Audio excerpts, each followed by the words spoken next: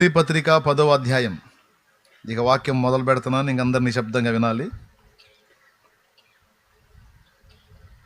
24-25 వచనాలు చదువుతున్నాను, చూడండి. హెబ్రీ పత్రిక 10వ అధ్యాయము.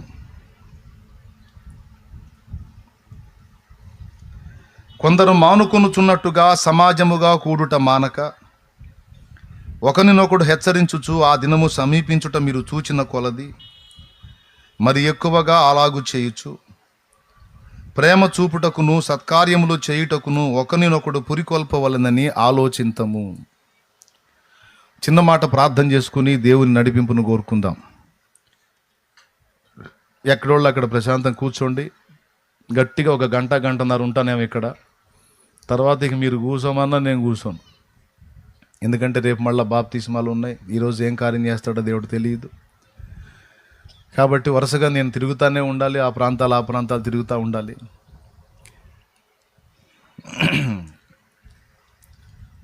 కొన్ని సంవత్సరాల క్రితం నా దగ్గరకు ఒక చిన్నోడు వచ్చాడు.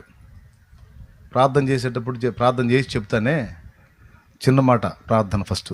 పరిశుద్ధుడు అయిన మా తండ్రి, ప్రేమ స్వరూపేగ దేవా, నీకు స్తోత్రములయ్యా. నీ దయాపూర్వక సంకల్పాన్ని బట్టి ఈ శుభవేళ మమ్మల్ని అందరినీ ఇక్కడ సమకూర్చిన విధానం కొరకు స్తోత్రము నాయన. నీ దాసుడిని దానియేలును వాడుకొని ప్రాంతంలో జరిగిస్తున్న పరిచర్య కొరకు వందనాలు. అన్యజనులు మా గొప్ప దేవా, నీకు స్తోత్రాలు తండ్రి. జ్ఞాపకం చేసుకోండి, ఇంతసేపు మేము పాడిన పాటల్లో, చేసిన ప్రార్థనల్లో, చెల్లించిన ఆరాధనల్లో, అర్పించిన అర్పణలో నీ హస్తం మాకు తోడుగా ఉంచారు. మీరు మా మధ్య ఉన్నారు ప్రభువా, మీకు వందనాలు. ఇదిగో వాక్య ధ్యానంలోకి వస్తుండగా దయచేసి మాతో మాట్లాడండి. ఉపదేశాన్ని అడ్డగింపు చూచే సైతాను, దురాత్మ, దయ్యపు, అంధకార శక్తుల, అల్లరి శక్తుల ప్రభావం నజరేయుడైన యేసు నామములో బంధిస్తున్నాం. పూర్తిగా మీ సన్నిధి మా మధ్య ప్రత్యక్షపరిచి నీ బలహీన దాసుని మరుగు చేసి నీవే మాతో మాట్లాడమని, నీ వాక్యమును పంపి మమ్మను బలపరచమని యేసు నామములో ప్రార్థించి పొంది ఉన్నాం తండ్రి. ప్రార్థనకు జవాబిచ్చిన దేవునికి విశ్వాసంతో స్తోత్రాలు చెప్దామా? చెప్తానే ఉండండి, స్తోత్రాలు చెప్తానే ఉండండి. నేను ఆమె అన్నదాకా చెప్తానే ఉండండి. ప్రభువా, నువ్వు మాట్లాడినందుకు స్తోత్రం, మా మధ్యకు వచ్చినందుకు స్తోత్రం, మమ్మల్ని దర్శించినందుకు స్తోత్రం, ఆత్మలను రక్షిస్తున్నందుకు స్తోత్రం.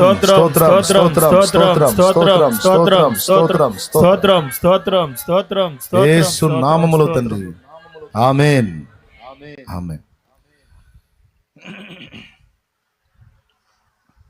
ఈ ప్రాంతానికి రావడానికి గల కారణం ఒకటి చెప్తాను. కొన్ని సంవత్సరాల క్రితం శాంతినగర్లో, చిలకలూరుపేట శాంతినగర్లో నేను నివాసం ఉన్నాను. అక్కడ పరిచర్య చేశాను. అక్కడ పరిచర్య చేసిన దినాల్లో ఒక రోజు ఒక తమ్ముడు వచ్చాడు బైక్ వేసుకొని, ఒక చిన్నోడు. యేసుప్రభుని ఎరగనటువంటి అన్యుడు, యేసుప్రభు గురించి తనకు తెలియదు. నా దగ్గరకు వచ్చాడు. రోడ్డు మీద నా కోసం నిలబడి అటు ఇటు తిరుగుతూ ఉన్నాడు వచ్చినాడు. నేను మందిరంలో ప్రార్థన చేసుకొని నేను ఉండే ఇంటి దగ్గర నడుచుకుంటూ వస్తుంటే నన్ను నిలవేశాడు. ఎవరు బాబు నువ్వు? ఏందంటే, అన్నా నేను ఉప్పలపాడు నుంచి వచ్చానన్నా, మీ పాట విన్నాను, అది సెల్ ఫోన్లో విన్నాను. అప్పుడు ఈ స్మార్ట్ ఫోన్లు లేవు, కీప్యాడ్ ఫోన్లు. ఆ ఫోన్లో విన్నాను. ఆ పాట విని నా హృదయంలో ఒక కదలిక వచ్చింది. వాస్తవంగా నేను యేసుప్రభుని ఎరగని వ్యక్తిని, కానీ ఆ పాట ఎందుకో నా హృదయాన్ని పట్టుకుంది. ఆ పాట వింటాం, మళ్ళా పెట్టుకోవటం, మళ్ళా వింటాం, నాకు అదే పని అయిపోయింది. ఇంతగా ఆ పాట ద్వారా నేను ఆకర్షింపబడ్డాను. ఈ మనిషిని ఒక్కసారి చూడాలి, అసలు ఆయన ఒక్కసారి ముఖాముఖి కలుసుకొని రావాలని, మీ గురించి తెలుసుకొని మొత్తం మీద ఇక్కడికి వచ్చానన్నా. నా పేరు ఫలానా అని డీటెయిల్స్ చెప్పాడు. మనిషి చూస్తే తిక్కలోళ్ళలాగున్నాడు. మనిషి మాటలు, ఆ హడావిడి చూస్తే తిక్కలోళ్ళలాగున్నాడు. ఎవరి తిక్కలోడు అనుకుంటున్నాను నేను. సరే, పాట గురించి ఎత్తాడు కదా, ఆ పాట గురించి ఎత్తి పదే దాని గురించే చెప్తా ఉంటే ఉంటారుగా పాపం కొంతమంది ఈ తిక్కలోని పాట దర్శించినట్టుంది, పద్దాకల పాట గురించి చెప్తున్నాడు అని నేను అనుకున్నా. తర్వాత కాసేపు దేవుని గురించి చెప్పా. ఇంకా నేను వెనకాడేది లేదన్నా. ఆ పాట నా హృదయంలోకి వచ్చింది. యేసు ప్రభుని ఇంక నేను వదిలిపెట్టను అన్నాడు. ఇది నా ప్రభు కార్యం. ఇది నేను యథార్థంగా చెప్తున్నా, నడి రోడ్డు మీద జరిగిన సంఘటన. తర్వాత ఏదో ఆ మాట అన్నాళ్లే, నిజంగా కనెక్ట్ అవుతాడా దేవునికి? ఏదో కనపడ్డప్పుడు ఒళ్ళు పొంగినప్పుడు కాసేపు ఏదో 2 మాటలు మాట్లాడతారు, పక్కకు పోయి ఒకటి తిప్పలు వాళ్ళు పడతా ఉంటారు. నిజంగా ఇక నుంచి నేను దేవుడిని వదిలిపెట్టనన్నా, ఆ పాట ద్వారా దేవుడు నా జీవితంలో ప్రవేశించాడు, ఇక నేను వదిలిపెట్టనని ఇంతసేటు పులకించి పరవశించి అంటా ఉన్నాడు. మనిషి చూస్తేనేమో అరమందరంగా కనపడుతున్నాడు. ఏదోలే కానీ నా టైం ఒక అరగంట తిన్నాడు, కాకపోతే చేసేదేమో దొరికే కదా పొద్దున్నే అనుకున్నా. తర్వాత ఇక తరచుగా మందిరంలో కనపడుతున్నాడు. కనపడ్డప్పుడల్లా చేయెత్తుతున్నాడు, వచ్చాను చూసావా అని. దేవునికి స్తోత్రం. కనపడ్డప్పుడల్లా చేయెత్తున్నాడు, వచ్చాను చూసావా? చూశాను, సంతోషం. తర్వాత ఇక టెన్షన్ కొట్టినట్టు రావటం మొదలుపెట్టాడు. ఇక భార్యా బిడ్డల్ని కూడా తీసుకొని రావటం మొదలుపెట్టాడు. నేను అనుకున్నారు, తిక్కలోడు కాదురా, తెలివైనోడే. మనిషి పాపం అట్ట కనపడుతున్నాడు కానీ తిక్కలోడు కాదు, తెలివైనోడే. భార్య బిడ్డను కూడా తెచ్చుకున్నాడు అని ఆ మనిషిని గుర్తుపెట్టుకున్నా. తర్వాత ఇక దేవుడి పిచ్చి అయిపోయింది అతనికి. పని చేసుకోవటం, రావటం, ఇక అదే ధ్యాస. దేవుడే దేవుడే దేవుడే దేవుడే. ఒక పాట మనిషిని ఇంత ప్రభావితం చేస్తుంది అంటే, అది సినిమా పాట అయితే ఆ లోకంలో కలుస్తాడు, కానీ అది జీవం గల దేవుని పాట. ఆ పాటలో ఉన్న మాటలు శాలేమన్నాయి కాదు, యేసయ్య మాటలై. ఆ మాటలకి, ఆ పాటకు ఆ దమ్ముంది. హృదయాలను కదిలించే దమ్ము, జీవితాలను పరివర్తనలోకి తెచ్చే దమ్ము దేవుని మాటలకి, దేవుని పాటలకు ఉంది. దేవుని మహాకృపను బట్టి అతడి ఆసక్తి నన్ను ఆకర్షించింది. ఇక ఉందా లేదా, తిన్నానా తినలేదాగా, దేవుని సన్నిధిని గాచుకుంటా, ఎప్పుడు పరిచర్య ఉందన్నా వచ్చి పరిచర్య చేస్తా. ఎప్పుడు ఇక దేవుడి పిచ్చిలోనే ఉండిపోయేటట్టు కనపడ్డాడు. అప్పుడు నాకు సంతోషం కలిగి, తమ్ముడా ఏంది నీ ఆలోచన? ఇక అదే ధ్యాసలో, అదే లోకంలో ఉంటున్నావు. ఇంకా మరి కుటుంబము, బాధ్యతలు, మరి ఫ్యూచర్ ప్లానింగు, డబ్బు సంపాదన ఇట్లాంటివి ఉంటాయి కదంటే, అవన్నీ ఏం లేవన్నా. నా ఊపిరి దేవుడు తీసుకునే లోపు 4 ఆత్మల్ని రక్షణలోకి నడిపించి యేసయ్యకి అప్పచెప్పాలన్న ఆశ తప్ప ఇంకా నాకు 2 ఆలోచన లేదన్నా అన్నాడు. ఎస్, దేవుణ్ణి నమ్ముకున్నాడు, మారు మనసు పొందాడు. అంతటితో ఆగకుండా వెంటనే బాప్తీసం కూడా తీసుకున్నాడు. ఆ తర్వాత బాప్తీసం తీసుకొని ఇక పిచ్చి పట్టినట్టుగా దేవుణ్ణి సేవించటం మొదలుపెట్టి నా కళ్ళను ఆకర్షించి, చివరికి నేనే అతన్ని ప్రశ్నించేటట్టుగా నా ముందు కనపడ్డాడు. చివరికి అతని ఆసక్తి కనపరిచినప్పుడు విని, అంటే నీకు దేవుని సేవ చేయాలని ఉందా? అవును, సరే నేను కూడా ప్రార్థన చేస్తానని ప్రార్థన చేసి, మొత్తం మీద కొంతకాలం అభ్యాసం పొంది, తర్వాత దేవుని యొక్క ఏర్పాటు ప్రకారం ఒక ప్రాంతానికి నేను వెళ్తున్నానన్నా అని చెప్పి పరిచర్యకు బయలుదేరి వచ్చి, తనకు దేవుడిచ్చినటువంటి కృపను నిరూపించుకొని, చిన్నదో పెద్దదో ముందు ఒక పరిచర్యను మొదలుపెట్టి, ఆ ప్రాంతంలో స్థిరపడి ఒక సేవకుడై ఒక సంఘాన్ని కట్టి ఇప్పుడు ఒక పరిచర్య జరిగిస్తూ ఉన్నాడు. ఆ కుర్రోడు ఎవరే కాదు, ఇక్కడ సేవ చేసే మీ దానియేలు. దేవునికి స్తోత్రం. అర్థమైందా? దానియేలు కొన్ని సంవత్సరాల క్రితం పాట ఏందో తెలుసా? నీ ఆశ నిరాశ కానే కాదు, వేదన ఎందుకు, నీ కన్నీరు కలకాలముండదు, కలతే చెందకు. ఆ పాట అవసరాన్ని బట్టి అగ్ని వంటి శ్రమలు కలుగుచున్నవని తెలిసి కలత చెందబోకు, అవసరాన్ని బట్టి అగ్ని వంటి శ్రమలు కలుగుచున్నవని తెలిసి కలత చెందబోకు. నిన్ను పిలిచిన దేవుడు నమ్మదగినవాడు, శోధనలో నిన్ను విడిచిపెట్టిపోడు. కంటి పాపల తోడుండి నిన్ను కాచుకుంటాడు, అన్న తండ్రిల తోడుండి నిన్ను ఆదుకుంటాడు. నమ్ము నేస్తమా, ఇది సత్యం, వీడబోకుమా విశ్వాసం. నీ ఆశ నిరాశ కానీ కాదు వేదన ఎందుకు, నీ కన్నీరు కలకాలముండదు, కలతే చెందకు. ప్రైజ్ ది లార్డ్, హల్లెలూయా. అంతేనా దానిలో 2010 అది అంతే, 2010-11 ఆ సమయంలో ఆ పాటతోనే 14 బా దేవునికి మహిమ 14 ఆ పాటతోనే వచ్చింది. 2 పాటలు. అంతకుముందు దేవుడిని తెలుసుకోలేదు కానీ లేదండి, విగ్రహారాధన. అప్పుడు విగ్రహారాధనలో ఉన్నాను. ఆ పాట ద్వారా నేను ఆకర్షించబడ్డాను. దేవునికి మహిమ కలుగునుగా.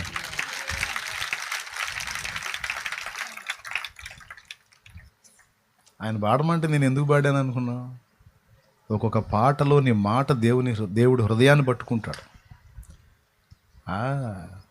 తర్వాత అలాంటి మనిషి మారాడనుకో 100 మందికి సమాధానం చెప్పగలుగుతాడు. నమ్ముకోండ్రా యేసుప్రభువే నిజమైన దేవుడు, నమ్మితే పరలోకం లేకపోతే పోతారు నరకానికి అని చెప్పి అలాంటి వాడు చెబుతాడు. పోయి చెప్పాలా, అట్ట తయారు కావాలి, ఇట్ట తయారు కావాలి అతను కూడా. అందుకు గొంతు బాగాలేకపోయినా పాడాను, తృప్తి చెందాడు మనిషి. ఇక దేవుని మాటలు వింటాడు. ఇప్పుడు దానియేలు సాక్ష్యం మీకు అందరికీ స్పష్టంగా చెప్పేశాను. అలాంటి వాడు నా పాట నాకు తీసుకొచ్చి వినిపిస్తుంటే పిచ్చోడా అయింది అనుకున్నాను నేను ఫస్ట్. తిక్కలోడే నా పాటగా దేశాయి పాటలే, ఈ పాట విన్నా, ఈ పాట అన్నా, ఈ పాట అంటే నాకు మెంటలోళ్ళు కూడా తగులుతుంటారు అప్పుడప్పుడు. ఈ మెంటల్ సరికేమో పొద్దునే నన్ను పట్టుకున్నాడు. కాదు తెలివైనోడే అంత ముగ్ధుడైపోయాడు. ఆ తర్వాత కుటుంబీకులు యాక్సెప్ట్ చేయలేదు కదా, ఒప్పుకోలేదు. కుటుంబీకులు ఒప్పుకోలా. మైక్ పట్టుకో, చెప్పు, ఇంట్రెస్ట్ ఉంటే. అయ్యా కొంతకాలం తను ఉండే నివాసాన్ని ఏ ఊరది, గురిజవల్లో తనుండే నివాసంలోనే పరిచర్య ఏర్పాటు చేయడానికి దైవజనుడికి తన ఇంటిని అవకాశం ఇచ్చి, ఆ ఇంట్లో కూటం పెట్టండి అన్న, పరిచర్య చేసుకోండి అన్న అని తన ఇంటిని ఇచ్చేశాడు. ఇప్పుడు ఆ గురజవల్లో ఒక సంఘం, మందిరం కట్టబడి పరిచర్య జరుగుతుంది. ఎంతకాలానికి బాప్తీసం పొందావు నాయన? తెలుసుకున్న వెంటనే పొందావు? తర్వాత 1 సంవత్సరం లోపునే తీసుకున్నాం. ఆ కుటుంబీకులు 6 నెలల లోపు. రైట్, దేవునికి స్తోత్రం కలుగును గాక. ప్రభు దర్శించిన తర్వాత ఇంకెక్కువ టైం తీసుకోకుండా రక్షించబడ్డాడు. అంటే మీ కళ్ళ ముందు కనపడుతుంటాడు కదా, అందుకని చెబుతున్నాను. ఆయన స్టోరీ మీకు తెలియాలి కదా. ఒకప్పుడు విగ్రహారాధికుడుగా ఉన్న దానియేలు దేవుని పాట ద్వారా పట్టబడి మారు మనసు పొంది డైరెక్ట్గా నా దగ్గరకు వచ్చి దాన్ని ఒప్పుకొని, ఆ తర్వాత పాప క్షమాపణ నిమిత్తం బాప్తిస్మం పొంది, యేసు ప్రభు సాక్షిగా కొంతకాలం సంఘ సహవాసంలో ఎదిగి ఉపదేశాన్ని పొంది, కొంత అభ్యాసం పొంది, తనకున్న భారాన్ని బట్టి తన ఇంటినే మందిరానికి అప్పజెప్పి అక్కడ పరిచర్య జరిగి, ఆ తర్వాత వాళ్ళు మందిరం కట్టి అక్కడ ఒక సేవ జరుగుతూ ఉంది ఇప్పుడు గురిజవల్లో. ఆ తర్వాత ఆయన దేవదర్శనం ప్రకారం ఇక్కడికి వచ్చి ఇక్కడ ఉన్నటువంటి ఆత్మల్ని బలపరుస్తూ ఇప్పుడు ఒక మందిరం, ఒక సంఘం, ఒక పరిచర్య ఇక్కడ ఏర్పాటు చేస్తే, దేవుడు నాతో మాట్లాడేది ఏంటంటే, అరే తిక్కలోడు అనుకున్నావు కదరా, తిక్కలోడు కాదురా, నేను ఏర్పరచుకున్నవాడు, నేను పిలిచినవాడు, నేను ఆకర్షించుకున్నవాడు. ఇప్పటికి కూడా ఒకవేళ ఫ్యామిలీ మెంబర్స్ అనుకుంటుండొచ్చు, పని పాట వదిలేసి, పైసలు సంపాదించడం వదిలేసి, సేవా గేవ్ అని ప్రతి ఒక్కడు ఇది ఒక వేషం మరిగారు, బాగా ఇదో దరువు అనుకున్నారు ప్రతి ఒక్కడు, బతకలేక బడిపోతుంది అన్నట్టు అన్నారన్న, ఇప్పుడు కూడా అంటే ఉన్నారు. ఇప్పుడు కూడా అంటానే ఉన్నారంట. ప్రియులారా, రెక్కలు ముక్కలు చేసుకుని చాకిరీ చేయడానికి అలవాటు పడ్డాడు పనికి దడవడు, కష్టానికి దడవడు. కానీ సత్యం తెలుసుకున్న తర్వాత, ఎవరో కష్టపడి ఒక మహానుభావుడు సువార్త చెబితే అది విని నేను మారాను. అంటే ఒకటి కష్టాన్ని నేను అనుభవించి నేను రక్షించబడి ఈరోజు మనశ్శాంతిగా ఉన్నాను. బ్రతుకుట క్రీస్తే చావైతే లాభం, పరలోక రాజ్యం స్వతంత్రించుకున్నాను. ఎవరో కష్టాన్ని నేను అనుభవించినప్పుడు మరి నేను కూడా ఇతరుల కోసం కష్టపడి త్యాగం చేసి ప్రకటించాలి కదా అనే భారం కలిగిద్దండి. అందుకు వస్తాడు సేవకి. మీకు అర్థమైందా? ఇప్పుడు మీరు మీ ఊళ్ళో కూర్చున్నారు, నేను ఎక్కడో వేరే ఊరు నుంచి వచ్చి మీకు సువార్త ప్రకటిస్తున్నా, యేసయ్య గురించి చెప్తున్నా. అంటే నా కష్టాన్ని మీరు అనుభవిస్తున్నారు. ఈరోజు మీరు నా కష్టాన్ని అనుభవించి దేవుణ్ణి తెలుసుకున్నప్పుడు మరి మీరు కూడా ఇతరుల కోసం కష్టపడి ప్రకటించాలా లేదా? అది న్యాయమా కాదా? ఒకడు ప్రకటించినప్పుడు అది తెలుసుకొని నువ్వు రక్షణ పొంది నువ్వు ఒడ్డెక్కి ఇంకెవడేట సస్తే నాకెందుకంటే అసలు అతను అదేం మనస్తత్వం అది? ఇప్పుడు నేనెందుకు ప్రకటిస్తున్నా? ఎవరో ఒక ఆయన గుంటూరులో కూటం పెట్టాడు, ఆయన గుంటూరులో పెట్టినోడు పెట్టకుండా నరసరావుపేట వచ్చి నరసరావుపేటలో పెట్టాడు. దేవుడు దర్శించాడు, ఆ కూటానికి వెళ్ళాను, ఆ సువార్త విన్నాను, దేవుడిని తెలుసుకున్నాను, రక్షణలోకి వచ్చాను. ఎగ్జాంపుల్గా చెప్తున్నా, బలపడ్డాను. అదే కూటంలో తీర్మానం చేశాను, ఆ కూటం అయిపోకముందు అదే కూటంలో బాప్టిజం కూడా పొందాను. దీనికోసం ఆయన కష్టపడ్డాడుగా. బాగా వినండి, ఆయన కష్టపడ్డాడా? ఆ కష్టాన్ని నేను అనుభవించాగా. ఒకవేళ ఆయన వచ్చి అక్కడ కూటం పెట్టి సువార్త చెప్పకపోతే నాకు యేసయ్య తెలియదుగా, నేను నమ్మేవాడిని కాదుగా, నేను లోకంలోనే బతికేవాడినిగా, అంధకారంలోనే అందులోనే చచ్చేవాడినిగా, చచ్చి నరకానికి పోయేవాడినిగా. ఈరోజు నేను పరలోక రాజ్య వారసుని అయ్యాను, నా జీవితం మారింది. అన్ని రకాల వ్యసనాలన్నింటిని వదిలేసి ఈరోజు ఒక మనిషిగా విలువైన జీవితాన్ని జీవించడానికి, నిజమైన దేవుణ్ణి తెలుసుకోవటానికి, ఆయన నమ్ముకోవటానికి, కుటుంబాన్ని కట్టుకోవటానికి, శాపగ్రస్తమైన జీవిత అనుభవాల్లోంచి ఆశీర్వాదకరమైన అనుభవాల్లోనికి రావడానికి యేసయ్య శిలువ త్యాగమైతే, ఆ శిలువ సువార్తను తీసుకొచ్చి నాకు ప్రకటించినోడిది త్యాగం కాదా? త్యాగమేనండి. ఆయన పెళ్లి కూడా చేసుకోవాలా, కుటుంబం లేదు, భార్యా బిడ్డలు లేరు, ఒంటి పక్షి, ఒంటరి జీవితం. బాగుందన్నా పట్టించుకునేవాళ్ళు లేరు, బాగలేదన్నా పట్టించుకునేవాళ్ళు లేరు. అలాంటి ఒంటరి ఏకాకి జీవితం జీవించి సువార్త ప్రకటిస్తే అలాంటి వాడి త్యాగం, కష్టం నేను అనుభవించి నేను మారు మనసు పొంది రక్షణ పొందాను. నా దేవుడు నన్ను అడిగిన ప్రశ్న, ఎరా అవతలోడు కష్టాన్ని నువ్వు అనుభవించావు, మరి ఇతరుల కోసం నువ్వు కష్టపడవా? అవతలోడు ప్రకటిస్తే నువ్వు విని మారు మనసు పొంది రక్షణ పొంది పరలోకం పొందుకున్నావు, భూమి మీద జీవితాన్ని కూడా విలువగా మార్చుకున్నావు. మరి నీలాగా నన్ను తెలుసుకోనోళ్ళు, ఎరగనోళ్ళు బోళ్ళు అంతమంది ఉన్నారు కదరా, లక్షల మంది సమాజంలో. మరి వాళ్ళకి ఎవరు చెప్తారు? ఒకడు చెప్తే నువ్వు విని బాగుపడ్డావు, మరి నువ్వు చెప్తే కదరా 10 మంది వినేది. నా వ్యాపారాన్ని దీవించు, ఆశీర్వదించు, కానుకిత్తా అంటావా? ఎవడికి కావాలరా నీ కానుక? రారా నువ్వు నా పరిచర్యకని పిలిచాడు ఆయన. రారా నువ్వు సేవకి రారా. నాకేమో సేవ అంటే భయం. సేవ అంటే చావు, అన్నిటినీ చంపుకోవాలి. కోపం వచ్చినా భార్యను కొట్టకూడదు. ఆవేశం వచ్చి ఏదైనా ఎదురు మాట్లాడిన పెటామని కొట్టామనుకో, విశ్వాసులు వచ్చి చెబుతారు, ఏమని అన్నయ్య వాక్యం ఏం చెబుతున్నా? మనం కోపపడవచ్చు కానీ పాపం చేయకూడదు. మన పాస్టమ్ని అంతనామని బాధేవు. ఇక నేను ప్రసంగం చేయగలనా? పాస్టమ్మని కొట్టి ప్రసంగం చేస్తే కూర్చున్న వాళ్ళు ఏమంటారు? ప్రసంగం ఎట్టుంటుంది? మనము ఎంత కోపం వచ్చినా ఆవేశం వచ్చినా చెయ్యెత్తి కొట్టరాదు అన్నాను అనుకో, కూర్చున్న వాళ్ళు, నేను కొట్టంగా చూసిన వాళ్ళు ఏమంటారు? నిజమే, ఈయన అస్సలు కొట్టడు, అస్సలు మనిషి కోపాన్ని కూడా కోపడు, కోపమే రాదు పెద్ద మనిషికి. మొన్న కళ్ళారా చూసి అవంతులు పట్టుకుని బాధేడావునే అంటారనరా. కాబట్టి కోపం వచ్చినా తిట్టరాదు, కొట్టరాదు, సౌమ్యంగా చెప్పుకోవాలి. ఎక్కడ కూడా ఏ తేడా ఉండకూడదు. అన్ని విషయాల్లో శరీర తత్వాలన్నీ చంపుకొని జీవించాలి. కాబట్టి అది కష్టం. ఆ విధంగా చేసి ఎదుటి వాళ్ళని దేవునిలోకి నడిపించి వాళ్ళకి మాదిరికరంగా బతకాలంటే చిన్న విషయం కాదు అది. అన్ని విధాలా విమర్శిస్తారు, ఏ కొంచెం తేడా కనపడ్డా ఎగతాళి చేస్తారు, విమర్శిస్తారు. మళ్ళీ విశ్వాసులు ఎన్ని పొరపాట్లు చేసినా సేవకుడు ఆదరిస్తాడు. సేవకుడు ఒక్క పొరపాటులో కనపడ్డా కూడా విశ్వాసులు కాకులు పడిసినట్టు పడుతూ ఉంటారు. ఎట్ట చేస్తాడు ఆయన, అట్ట చేస్తాడు 10 మందికి చెప్పేవాడైతే అట్ట చేస్తాడంట అని పొడుతారు. అదే విశ్వాసి తేడాబడి వచ్చాడు అనుకో, దైవజనుడు గుండెకి హత్తుకొని ఆదరిస్తాడు. పోన్లే బిడ్డ, మారు మనసు పొంది ఉపవాసం ఉండి సరి చేసుకొని ఆ తండ్రి నేను క్షమిస్తాడని దైవజనుడు ధైర్యపరుస్తాడు. ఇలా ధైర్యపరిచే దైవజనుడు పాపం పోనీలే ఏదో కోపతాపన్న అనుకుంటారా విశ్వాసులు? అనుకోరు. కోపతాపనాన్ని ఒప్పుకోరు. ఎట్లా చేస్తాడండి? సేవకుడై ఉండి 10 మందికి మాదిరై ఉండి. ఈ బాధలన్నీ నాకు తెలుసు. అందుకని నేను సేవకురాని దేవుడికి ఏం ప్రార్థన చేశానంటే, వ్యాపారాన్ని దీవించు, అవసరమైతే 10 మంది పాస్టర్లకు సాయం చేస్తాను, నేను మాత్రం రాను సేవకి అంటే. ఇదే విధంగా దర్శించాడు దేవుడు. అరే, ఒకటి కష్టాన్ని నువ్వు పొందావు, ఒకని త్యాగాన్ని నువ్వు అనుభవించి రక్షింపబడ్డావు, మరి నీ త్యాగం వద్దా బిడ్డ ఇతరుల కోసం అని దేవుడు మాట్లాడినప్పుడు సిగ్గు అనిపించింది నాకు. మీకు తెలుసా, ఇండియాకి సువార్త మోసుకొచ్చినటువంటి భక్తులు ప్రాణాలు ఇక్కడే పెట్టేశారు.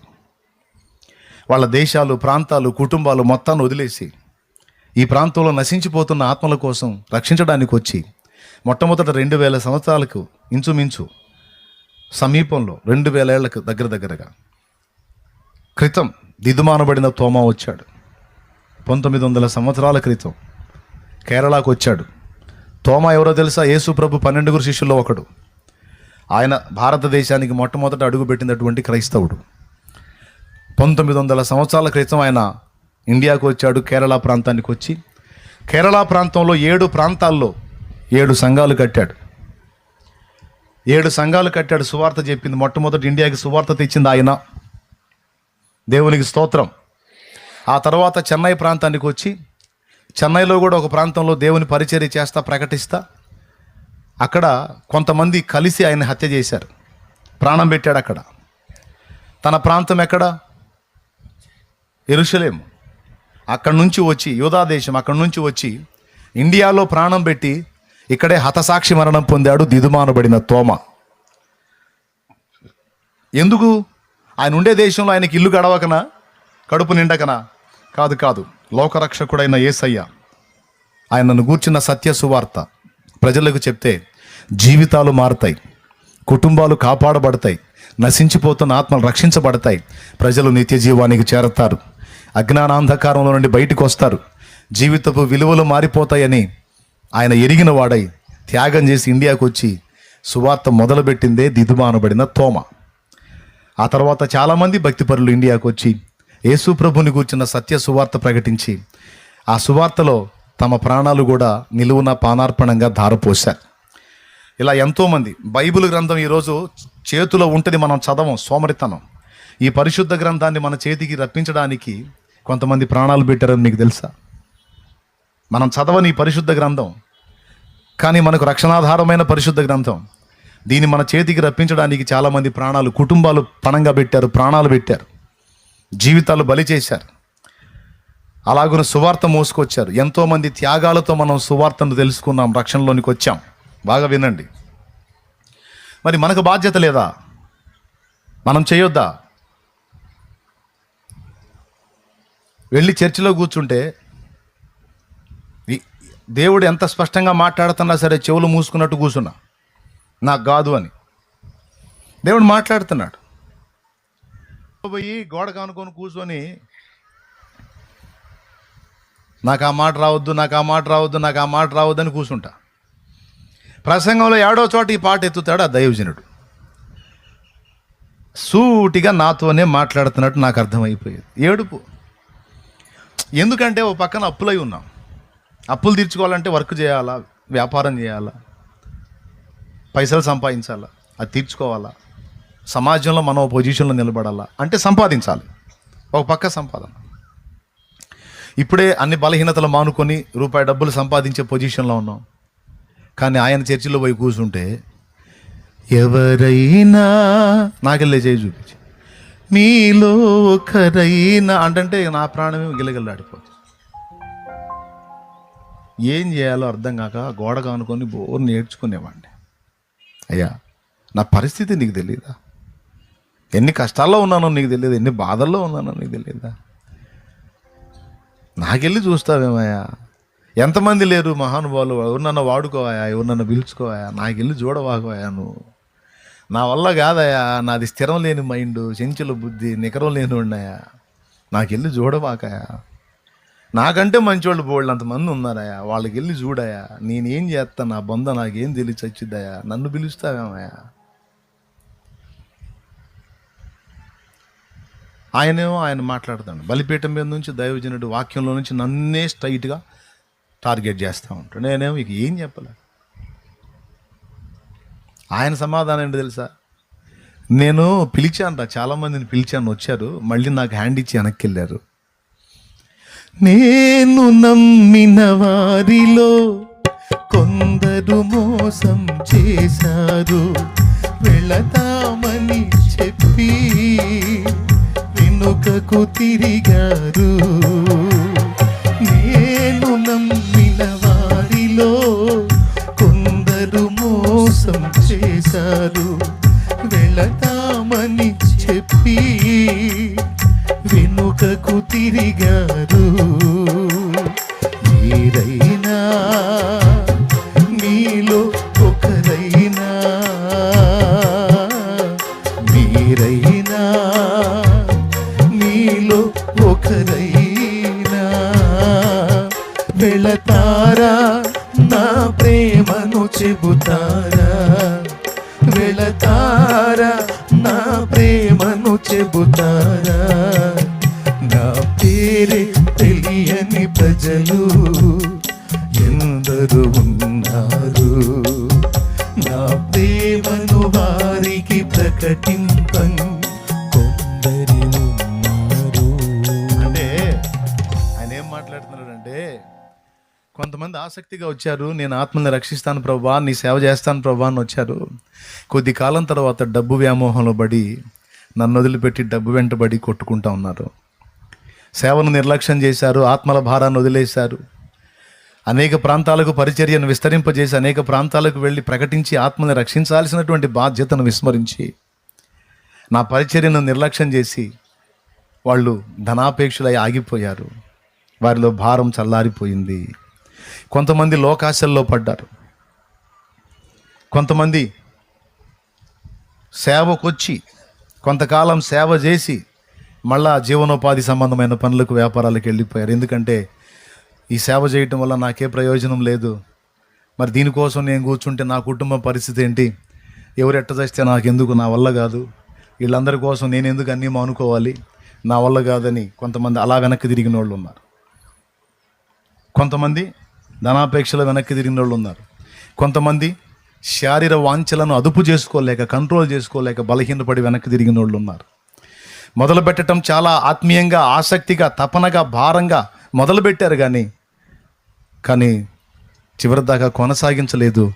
వాళ్ళు నన్ను మోసగించి వెనక్కి తిరిగారు అన్నాడు. మరి నన్నేం చేయమంటావు? నువ్వు రావాలి. దేవుని మహాకృపను బట్టి నాకు తెలియదు, నా పట్ల దేవుని మహోన్నతమైన ప్రణాళిక, నా తండ్రి ఇంతగా వాడుకొనగోరి నన్ను పిలుస్తున్నాడని నాకు తెలియదు. కానీ ఒకటైతే స్పష్టంగా ఫైనల్గా మాట్లాడింది ఏంటంటే, ఒకటి త్యాగాన్ని నువ్వు అనుభవించినప్పుడు నీ త్యాగం కూడా ఇతరుల కోసం ఉండాలి నా కుమారుడు, అది మర్చిపోవద్దు. డబ్బు బతకడానికి అవసరమే కానీ డబ్బు సంపాదనే జీవితం కాదు. నువ్వు ఎంత తిప్పలు పడి డబ్బులు సంపాదించినా ఆ డబ్బు నన్ను తెచ్చి నీకు ఇవ్వదు. కానీ నీవు నా మాట విని నాకు లోబడితే ఈ లోకాన్ని మొత్తాన్ని తెచ్చి నీ కాళ్ళ కింద పెట్టగల సమర్థత నాకుంది. కాబట్టి నేను కావాలో, నా పని కావాలో, ఆ వ్యాపారాలు, ఆ పనులు, ఆ డబ్బు కావాలో కోరుకో నా ముందు. అప్పుడు తీర్మానం చేసుకొని, అయినా భయం లోపల, నాకంత సామర్థ్యం లేదు ప్రభు. మొండికేస్తే ఆయన రావాల్సిన రూట్లో వచ్చాడు, దిమ్మ తిరిగింది, బొమ్మ కనపడింది, లైన్లోకి వచ్చా. మరి సాఫ్ట్గా చేతో ఒకడు వినడు, అప్పుడు ఆయన రూట్లో ఆయన వస్తాడు. మరి ఇలాగ ఇన్ని రకాలుగా నలిగి, ఇన్ని రకాలుగా ప్రెజర్ అయ్యి, ఇన్ని బాధలతో వద్దు అనుకుంటా సేవలోకి వచ్చానని ఎవరికి తెలుసు? ఒక మాట అంటమైతే అంటారు అనేవాడు, బతకలేక బడి పంతులని ప్రతి ఒక్కడు బైబిల్ ఒకటి బట్టి తిరుగుతూ ఉన్నారు బతకడానికి. కానీ ఎవడికి తెలుసు ఈ బాధ? ఎంత ప్రెజర్ అయ్యి, ఎన్ని బాధలు పడి వద్దు అనుకుంటా బలవంతంగా పట్టుకొచ్చాడు. దైవజనుల పరిస్థితి అది. వాళ్ళ హృదయంలో క్రీస్తు ప్రేమ కుమ్మరింపబడి ఉంటుంది. ఆ ప్రేమ ఆత్మల రక్షణ కొరకు పరితపిస్తూ ఉంటుంది. పనికి వెళ్తాడు పని చేద్దామని, చేయబుద్ధి కాదు, ఏడుస్తూ కూర్చుంటాడు. ఎందుకురా ఏడుస్తున్నావు అంటే, సత్యం తెలిసి ఉండి దేవుని గురించి లోకానికి ప్రకటించాల్సిన నేను నా కడుపు చూసుకుంటా ఉన్నాను, ఆత్మలు నశించిపోతున్నారని ఏడుస్తూ కూర్చుంటాడు. క్రికెట్ ఆట స్టార్ట్ అయింది ఇంగ్లాండ్లో.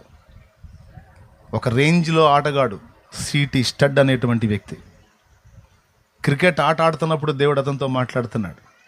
అతను బాల్ కొట్టినప్పుడు గ్రౌండ్లో ఉన్న వాళ్ళందరూ గొడవ చేస్తారు కదా. సిక్సర్ కొట్టాడు అనుకో గందరగోళం చేస్తారు, 4 కొడితే గందరగోళం చేస్తారు. అట్లాగా అతను ఆట ఆడుతున్నప్పుడు అందరూ పెద్ద పెద్ద సప్పుళ్ళు చేసి ఆయన గనపరుస్తూ ఉంటే దేవుడు తన మెలనైన స్వరంతో ఆయనతో మాట్లాడుతున్నాడంట. ఆ ప్లే గ్రౌండ్లో మాట్లాడుతున్నాడు. ఏంటో తెలుసా, ఇదిగో ఈరోజు నువ్వు బాల్ కొట్టావని వాళ్ళందరూ పెద్దగా చేతులెత్తి గొడవ చేస్తూ ఉన్నారు చూడు. ఈరోజు నిన్ను బట్టి నిన్ను గనపరుస్తూ వాళ్ళు సంతోషంగా కేరింతలు కొడుతున్నారు, కానీ వాళ్ళ ఆత్మలు రేపు నరకంలో అల్లాడిపోతాయి అన్నాడట. ఈరోజు నిన్ను గనపరిచి నీ కోసం కేరింతలు కొట్టే ఆత్మలు రేపు నరకంలో అల్లాడిపోతాయని నీకు తెలుసా? అగ్ని ఆరని పురుగు చావని ఘోరమైనటువంటి అగ్నిగుండానికి వాళ్ళు పంపబడతారు, నరకశిక్ష పొందుతారు. ఎందుకంటే వాళ్ళు రక్షణ పొందలేదు, వారికి నన్ను గూర్చి తెలియదు, తెలిపేవాడు లేడు. నా కుమారుడా, వారి గతి ఏమవుతుందో, వారి భవిష్యత్తు ఏంటో నువ్వు గ్రహించావా? దేవుడు మాట్లాడాడు ఆయనతో. నీకు తెలుసా, ఒక రేంజ్ ఆటగాడు ఆయన పోయి రాజీనామా ఇచ్చేశాడు. నేను రాను సార్, నాకు వద్దు సార్ ఈ ఆట. రాజీనామా ఇచ్చి ఇంటికి పోయాడు. తల్లి అడిగింది, కుటుంబీకులు అడిగారు, ఎందుకు నువ్వు అలాంటి నిర్ణయం తీసుకున్నావు? నీకేం తక్కువైంది? ప్రజాభిమానం ఉంది, ప్రపంచమే నీ కోసం పడి చచ్చేంత అభిమానాన్ని సంపాదించుకునే స్థాయిలో ఉన్నావు, నువ్వు ఎందుకు ఇలా వదిలేయాలనుకున్నావు అంటే తన ఇంటి వారికి చెప్పాడు, క్రికెట్ గ్రౌండ్లో ఆట ఆడుతున్నప్పుడు ఆ కేరింతల నడుమ నాకు నశించిపోతున్న ఆత్మల ఘోష వినబడుతుందమ్మా అన్నాడట. నశించిపోతున్న ఆత్మల ఘోష వినబడుతుంది. నేను ఆడలేకపోతున్నాను, ప్రశాంతంగా ఉండలేకపోతున్నాను, నా వల్ల కావట్లేదు. నేను సువార్త ప్రకటించాలమ్మా, నేను యేసయ్యని గురించి ప్రకటించాలమ్మా. నా ప్రభువుని గురించి తెలుసుకోకుండా చాలామంది పాడైపోతున్నారమ్మా, నశించిపోతున్నారమ్మా. వాళ్ళు నాకు ఇచ్చే ఆనందం నాకు తెలుసమ్మా, వాళ్ళ అభిమానం నాకు తెలుసు, కానీ వాళ్ళు నశించిపోతున్నారమ్మా అని అది వదిలేసి తన జీవితకాలం అంతా దైవ సేవకు ఖర్చు చేసేసాడు. దైవ సేవకు వచ్చేవాళ్ళంతా పని పాట లేనివాళ్ళు కాదండి. ఒక రేంజ్లో సంపాదించగలిగిన వాళ్ళు, చాకరీ చేయగలిగిన వాళ్ళు, ఒక రేంజ్ పొజిషన్లో ఉన్న వాళ్ళు కూడా వాటన్నిటిని వదిలేసుకొని, పెద్ద పెద్ద జాబ్స్ను సైతం వదిలేసుకొని, మంచి చదువు చదివి ఉన్నత హోదాలోకి వెళ్ళి పెద్ద జాబులు సంపాదించి నెలకి లక్షలాది రూపాయలు సంపాదించే పొజిషన్లో ఉండి కూడా నిర్దాక్షిణ్యంగా వాటిని వదులుకొని, నా దేవుడు పెడితే తింటా, లేకపోతే పస్తుంటా, ఇస్తే కట్టుకుంటా, లేకపోతే చినిగినియే కట్టుకుంటా, కానీ నశించిపోతున్న ఆత్మల రక్షణ కోసం మాత్రం నేను కష్టపడతా, పాడైపోతున్న జీవితాలను బాగు చేస్తా. నా ఊపిరి దేవుడు తీసుకునే నాటికి కొన్ని ఆత్మలనైనా నేను సిలువ వైపు తిప్పుతా, నా ప్రభు వైపు తిప్పుతా. కొన్ని జీవితాలనైనా నేను క్రీస్తు కోసం సంపాదిస్తా. నా ఆనందం, నా సంతోషం కాదు, ఎవరో త్యాగం చేస్తే నేను రక్షించబడ్డా, నా త్యాగంతో అనేక మంది రక్షణలోకి రావాలని గొప్ప త్యాగాలతో దేవుని సేవకు వస్తారు. దానియేలు కుటుంబానికి తెలియకపోవచ్చు, లేదా ఇక్కడ సేవకుల కుటుంబాలకు తెలియకపోవచ్చు, భూమి మీద ఉన్న పనులన్నిటిలోనికి గొప్ప పని, విలువైన పని ఏంటో తెలుసా? దైవ సేవ ప్రియులారా, దైవ సేవ. ఈరోజు దేవుని మహాకృపను బట్టి చిలకలూరుపేట సంఘంలో గమనిస్తే, గతంలో త్రాగుడు జీవితంలో ఉండి ఇప్పుడు మార్చుకున్న వాళ్ళు ఎంతమందో చేతులు ఎత్తనంటే వేలాది చేతులు లెగుస్తాయి. మార్చుకున్నారు. ఒక ఆడపిల్ల వచ్చి నా దగ్గర ఏమందో తెలుసా? ఏడుస్తా.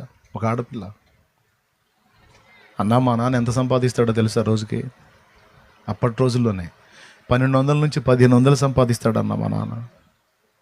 1200 నుంచి 1500 సంపాదిస్తాడన్న ఒక రోజుకి మా నాన్న. భలే కష్టజీవన్న, చేస్తాడు, సంపాదిస్తాడు, కానీ నీకు తెలుసా, రూపాయి ఇంటికి తేడన్నా. ఆయన తాగుతాడు, అనేక మందికి తాగబోపిస్తాడు, డబ్బులంతా ఖర్చు పెట్టేసుకొని ఇంటికి వచ్చి మమ్మను కొట్టి, నన్ను కొట్టి, నేను మమ్మ పత్తి మిల్లుకి వెళ్తామన్నా, పత్తి మిల్లుకి వెళ్ళి డబ్బులు సంపాదించి తీసుకొచ్చి దాచిపెట్టుకుంటూ ఉంటాం. మా నాన్న పట్టుకుంటాడు, ఎక్కడ దాచిపెట్టినా పట్టుకుంటాడని ఆయనకి తెలియకుండా దాచిపెడుతూ ఉంటాం. కానీ ఎట్లా పోతాడో తీసుకుంటాడన్న. అన్న నేను పైన కండవ కప్పుకున్నానన్న, ఎందుకో తెలుసా?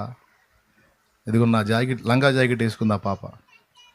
నా జాకెట్ చూడన్నా అని చూపిస్తే వెనక చినిగిపోయింది, గుండె పగిలిపోయింది, చినిగిపోయింది వెనక. యవనస్తురాలు ఆడపిల్ల, ఎంత సిగ్గండి.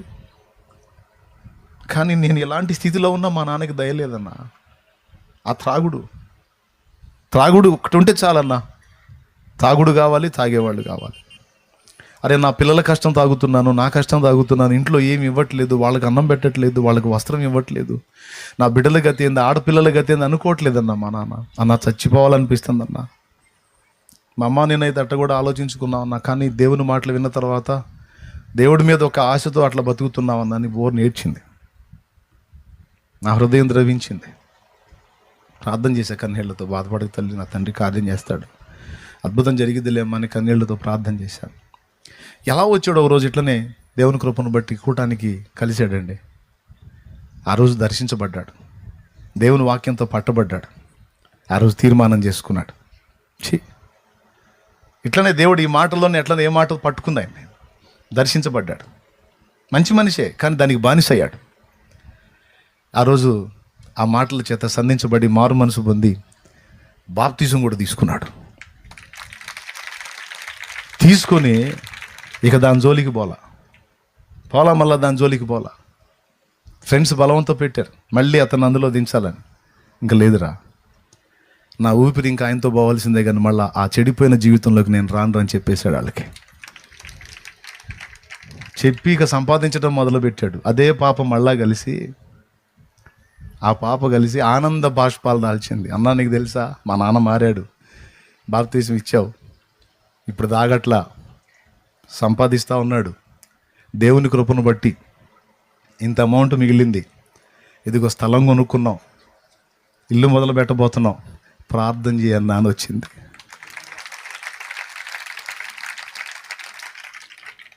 నాకు ఆనందం కాదు, పక్కకి తిరిగి ఏడ్చుకున్నా. ఎందుకంటే అదే పాప ఒకసారి కనపడి చినిగిపోయిన జాకెట్ చూపించింది, ఇది నా కండిషన్ ఉంది. అదే పాప ఇప్పుడు మళ్ళా కలిసి మంచి వస్త్రాలు కట్టుకొని మంచి పొజిషన్లో కనపడి, ఇదిగో మేమందరం కలిసి తలా రూపాయి సంపాదించాం, ఇదిగో ల్యాండ్ కొనుక్కున్నాం, ఇప్పుడు ఇల్లు కట్టుకోవడానికి మొదలుపెట్టాం, మా నాన్న మారాడు అంటే ఆ ఇంట్లో ఆ త్రాగుడుకు బానిసైన ఆ ఒక్క వ్యక్తి మారితే ఆ ఇల్లు పండగ స్టార్ట్ అయింది ఆ ఇంట్లో.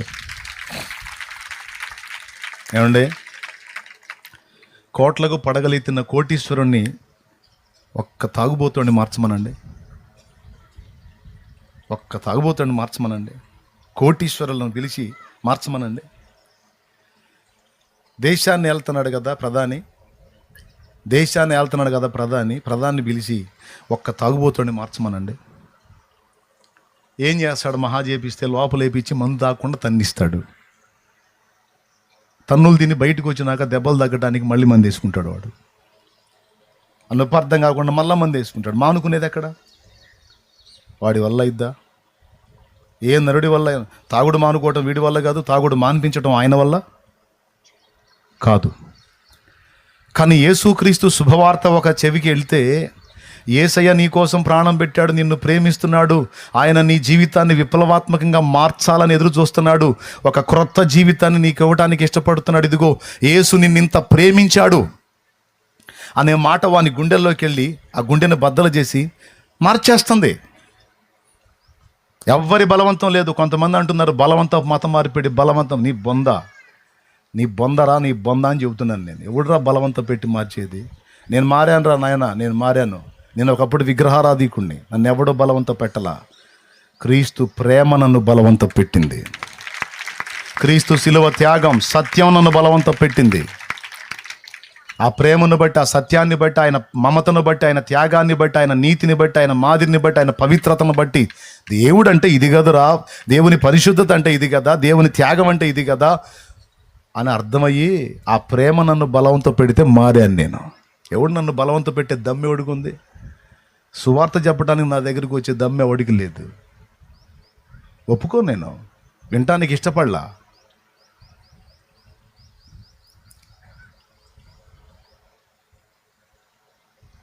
అలాంటి వ్యక్తిని నేను చేంజ్ అయ్యాను. క్రీస్తు ప్రేమ ఏముందో నాకు తెలియదు, అంటే ఆయన ప్రేమలో శక్తి ఉంది, అది వాస్తవం.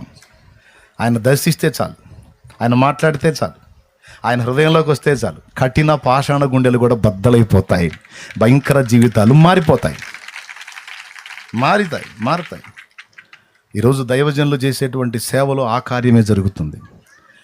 ఒక ప్రధాని చేయలేంది, కోట్లకు పడగలెత్తిన కోటీశ్వరుడు చేయలేంది, చిన్న సంచి భుజాన్ని వేసుకొని పరిశుద్ధ గ్రంథం చేతబట్టుకొని ఆయన ప్రకటించే సువార్త వలన ఎన్ని జీవితాలు మారినాయి. దైవజనుడు సువార్త ప్రకటిస్తే ఎన్ని కుటుంబాలు కట్టబడ్డాయి. మరి ఇది ఎంత ఉన్నతమైనది. ఏ శాస్త్రవేత్తనో చేయమను, ఏ మంత్రినో ఏ అధికారినో చేయమను, ఒక దుర్మార్గుడిని మార్చమను చెప్పండి, ఎవరన్నా లైద్దా? మరి ఇప్పుడు చెప్పండి, కోట్లు సంపాదించి కొప్పేసేవాడు మొనగాడా, కోట్ల కంటే విలువైన జీవితాలను కట్టి వాళ్ళ బ్రతుకులను పచ్చగా నిలబెట్టేవాడు మొనగాడా? ఎవడు మొనగాడు? ఏది గొప్ప పని? సచ్చినా బతికినా దైవ సేవకు మించిన గొప్ప పని ఇంకొకటి లేదు. అది ఉన్నతమైన కార్యం. ఒకడు ఎగతాళి చేయొచ్చు, హేళన చేయొచ్చు, తృణీకరించవచ్చు, ఏం పర్వాలేదు, తిట్టుకో. నేను చేయగలిగి వచ్చానో సోమరినో వచ్చానో నా దేవుడికి తెలుసు, నాకు తెలుసు, నీకేం తెలుసు రా పిచ్చోడా అనుకుంటా సాగిపోతామే దైవజనుడి పని. దానియేలు ఆ విధంగా దేవుని దగ్గరకు వచ్చి మార్పు చెంది ఈరోజు రక్షించబడి సేవకుడై 10 మందికి దేవుని గురించి ప్రకటించేవాడు అయ్యాడు. ఈరోజు ఈ ఊరు అవకాశం ఉండి ఇంకా 2 ప్రాంతాలు వెళ్తాడు అనేజనుల మధ్యలోకి. కొన్ని కుటుంబాలైనా దేవుని వైపు తిప్పుతాడు కదా. చెప్పండి, పనులన్నిటిలో నీకు ఉన్నతమైన పని ఏది? పెద్దగా చెప్పాలి, దైవ సేవ. మరి అలాంటి సేవ విలువ తెలియని వాళ్ళు 4 మాటలు మాట్లాడితే మనం దాన్ని పట్టించుకోవాలా? లక్ష్య పెట్టాలా? అర్థమయ్యే నాటికి అర్థమైద్ది. ఒకవేళ ఈ భూమి మీద ఉన్నంత వరకు అర్థం కాకపోయినా రేపు చచ్చాక మొత్తం అక్కడికి వస్తారుగా. భూమి మీద ఉన్న మంద మొత్తం అక్కడికి వస్తారుగా. వచ్చినాడు అప్పుడు అర్థమైంది. నా ప్రభు ఒక్కొక్కళ్ళని కనపరుస్తూ ఉంటే సేవకుల్ని అప్పుడు నెత్తి కొట్టుకుంటూ ఉంటాను అన్నమాట. అయ్యయ్యో, ఇంత గొప్ప విలువైన పనిని ఎంత తేలిగ్గా మాట్లాడాం మేమని. దేవునికి స్తోత్రం. నశించి నరకానికి పోయే ఒక ఆత్మని ఎవరు రక్షిస్తారో రక్షించమను, కానీ సువార్త చెప్పే ఒక దైవజనుడు ఆత్మను రక్షిస్తాడు, జీవితాలను మారుస్తాడు. దేవుని మహాకృపను బట్టి వేలాది జీవితాలు మారి. చిలకలూరిపేటలో తాగుడు మానుకున్న వాళ్ళు చేతులు ఎత్తండి అంటే ఎంతమంది? ఇక్కడ ఉన్న వాళ్ళు ఎవరన్నా గతంలో తాగుడు జీవితం నుంచి మార్పు చెందిన వాళ్ళు ఉంటే చేతులు ఎత్తండి. అదిగో కొట్టండి. ఇప్పుడు తోడు గడ్డి కొట్టు. ఇక్కడ ఉన్న సేవకుల్లో కూడా ఒకప్పుడు డ్రింక్ మాస్టర్లు ఉండుండొచ్చు, అవునా? ఆ చేతులు ఎత్తండి. ఒకప్పుడు మాజీ డ్రింక్ మాస్టర్లు ఇప్పుడు సేవకులు అయ్యారు. ఎవరి త్యాగం? భక్తుల త్యాగం. వాళ్ళు సువార్తను మోసుకొచ్చారు. ఆ సువార్త విని వీళ్ళు మారి అనేక మందికి ప్రకటించే సేవకులు అయ్యారు. అంటే వాళ్ళు కూడా త్యాగం చేయటం మొదలుపెట్టారు. యేసయ్య ప్రేమను లోకానికి ప్రకటించటం మొదలుపెట్టారు. ఇప్పుడు ఇన్ని విన్నా నీ సంగతి ఏంది? విన్నావుగా ఇవన్నీ, ఇప్పుడు నీ సంగతి ఏంది? కనీసం పక్కింటోళ్ళు కూడా సువార్త చెప్పరు కొంతమంది. అయితే చెప్పాలి కదా. ఆర్ఆర్కే మూర్తి గారు గురించి ఒక మాట విన్నాం. తన వీధిలో గుండా చనిపోయిన ఒక శవాన్ని మోసుకొని వెళ్తూ ఉంటే బయట కూటానికి వెళ్ళి వచ్చి రిక్షాలో ఇంటికి ముందు దిగి ఇంట్లోకి వెళ్ళి ఏడ్చాడంట ఆయన. ఎందుకండి దుఃఖపడుతున్నారు అంటే, నేను వస్తూ ఉన్నప్పుడు ఒక శవాన్ని మోసుకొని వస్తూ ఉన్నారు ఫలానా వ్యక్తిగత.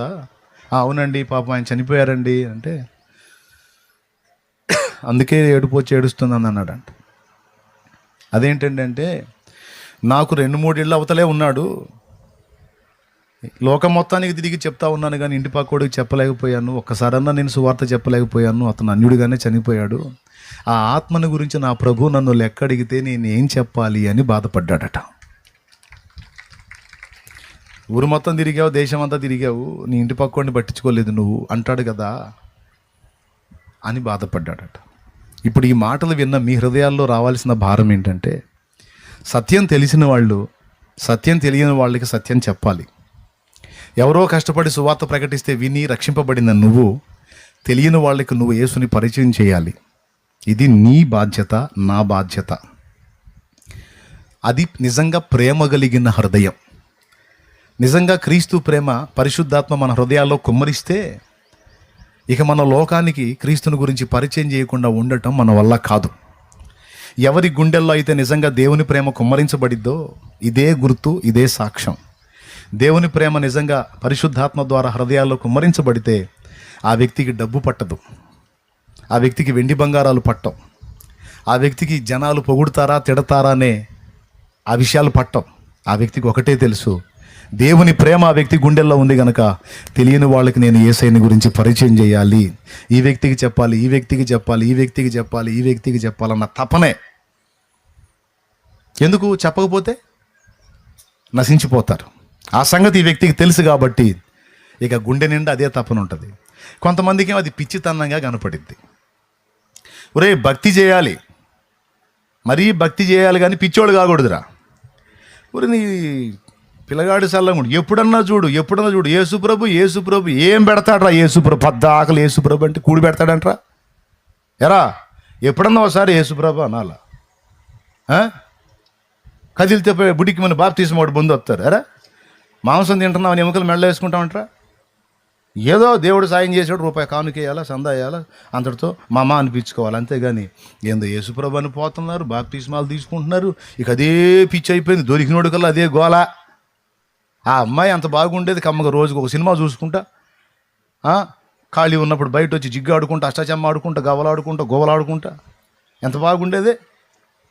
పోతే కూర్చుంటే పోసుకోలు మీటింగ్లో ఎన్ని మాటలు మాట్లాడేది. ఇప్పుడు పోయి కూర్చుంటే అరే కదిలి నోరు తెరితా యేసుప్రభు పిచ్చెక్కుతుంది. ఆ మనిషి దగ్గర పోవాలంటే ఆ మనిషిని పిచ్చిదాన్ని చేసి పెట్టారు వాళ్ళు యేసుబేబోళ్ళు. పిచ్చిది కదరా, పిచ్చోడా. దేవుని ప్రేమ గుండెల్లో కుమ్మరించబడింది. అందుకే నువ్వు నశించిపోకూడదు, నువ్వు నాశనం కాకూడదు, నీ కుటుంబం బాగుండాలి, నువ్వు రక్షింపబడి పరలోకి వెళ్ళాలని ఆ గుండె కొట్టుకుంటుంది. ఒకప్పుడు అది తెలియవు, ఇప్పుడు తెలుసుకొని అల్లాడుతుంది. అది సాక్ష్యం. ఎంతమందికి అర్థమైంది? ఎంత తిన్నామో, ఎంత సంపాదించామో, ఎంత కొప్పేసాం కాదు, ఎన్ని ఆత్మలను రక్షించామన్నది సాక్ష్యం, ఎన్ని జీవితాలను నిలబెట్టామన్నది సాక్ష్యం, ఎంతమందికి నా యేసయ్యని పరిచయం చేశామన్నది సాక్ష్యం. రేపు అక్కడికి పోయినాక బహుమానాలు ఉన్నాయి, మరి అందరి కష్టానికి జీతాలు ఉన్నాయి. పాట ఎత్తుకుంటే చాలు, ఆపకుండా పడతారు మీరు. ఇహలోక బంధాలు మరచి నీ ఎదుటే నేను నిలచి, ఇహలోక బంధాలు మరచి నీ ఎదుటే నేను నిలచి, నీవిచ్చు బహుమతులు నీ స్వీకరించి నిత్యానందముతో పరవశించువేళ, నీవిచ్చు బహుమతులు నే స్వీకరించి ఒక మాట ఇప్పుడు ఏం పాడారు మీరు? ఏం పాడారు? ఏది పాడండి. నువ్వు ఆగండి, మీరు ఆగండి, మీరు పాడండి. పెద్దగా పాడండి, సిగ్గుపడకండి, పాడండి. నీవిచ్చు బహు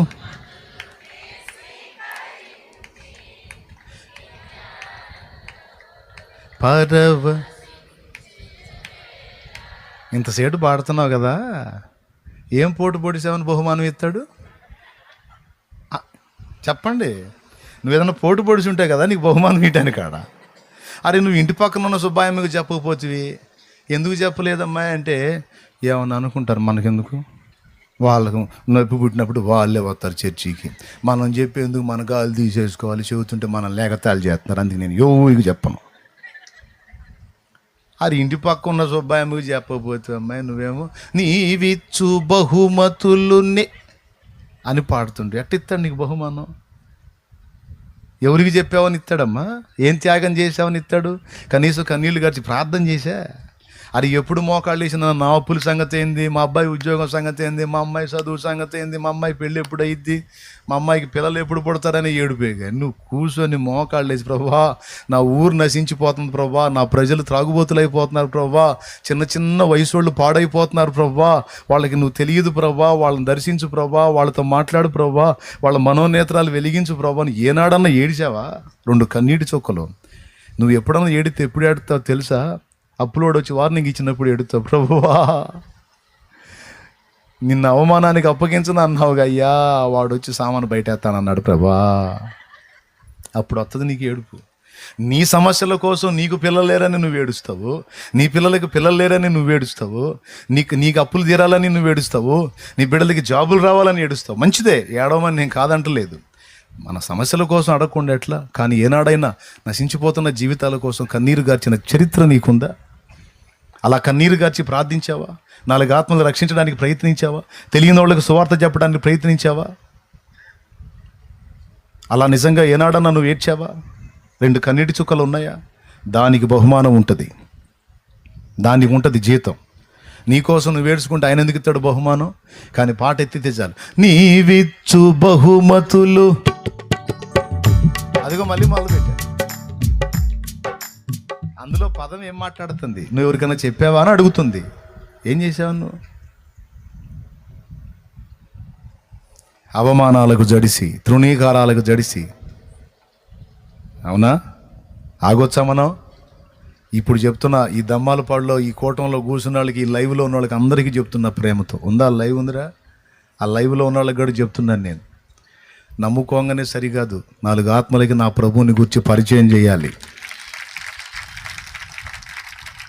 సేవకులకు కూడా చెప్తున్నాను, ఒక సంఘం కట్టి నువ్వు ఆగటానికి లేదు. ఒక సంఘం కట్టి నువ్వు ఎట్లాగుతావు సోదరా? కనీసం 7 దైవజనులు తయారు చేయి. 7 దైవజనులు తయారు చేయి. ఒక సంఘం కట్టిన ఆ సంఘంలో కనీసం 7. ఆ 7 ప్రాంతాలు పంపించు. వాళ్ళకు ఒక్కటే మాట చెప్పారే బాబు, మీరు జీవితాంతం కష్టపడి ఒక 7 తయారు చేయండి రా, మీలాగా ఒక 7 తయారు చేయండి రా, 7 ప్రాంతాలకు పంపించండి రా అని నువ్వు చెప్పు దైవజనుడా.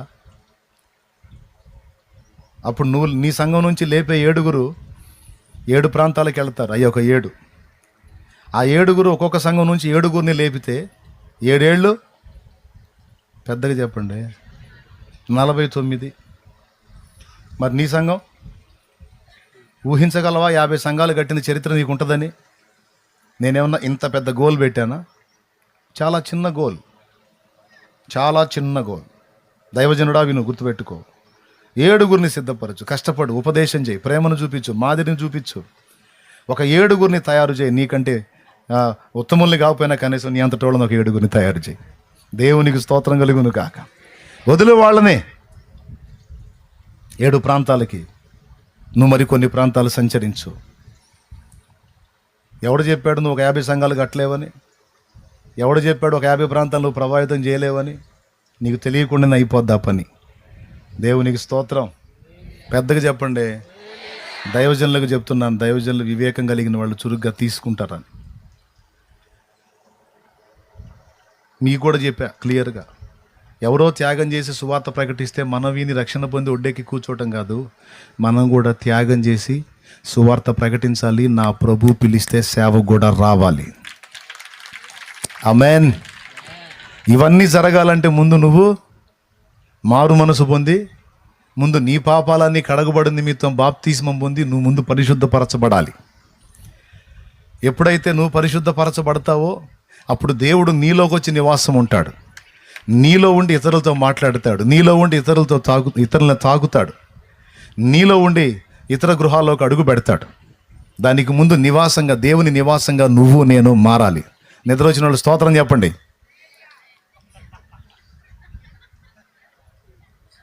మెలుగుతున్న వాళ్ళు చెప్పండి. లేకపోతే నాకెందుకండి ఈ బాధలన్నీ? నాకెందుకండి? శుభ్రంగా గుక్కెడి తిని పొట్టరుద్దుకుంటూ గుట్ట కూర్చోవచ్చుగా. ఎందుకు ఈ బాధ? ఊపిరున్నంత వరకు ఒక్క రోజు కూడా పోనీకూడదు. నా ప్రభుని ప్రకటిస్తానే ఉండాలి, ప్రజలకు తెలియజేస్తానే ఉండాలి. ఆల్రెడీ తెలుసుకున్న వాళ్ళని చైతన్యపరచాలి. వాళ్ళకి భారం కలిగించాలన్న రందితో తిప్పలు పడుతున్నాను. ఈరోజు ఇక్కడ, రేపు ఇంకో చోట, ఆ తర్వాత రోజు ఇంకో చోట, ఆ తర్వాత రోజు ఇంకో చోట, ఆ తర్వాత రోజు ఇంకో చోట, వరుసగా. ఎందుకు? పైసల కోసమా, ప్రభు కోసమా?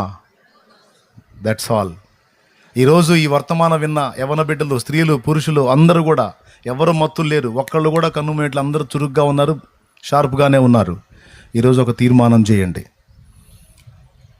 నిజమే, నేను తెలుసుకున్నాను కానీ ఏసై గురించి ఇతరులకు చెప్పలేదు అన్నోళ్ళు ఇక నుంచి నేను చెప్పాలి.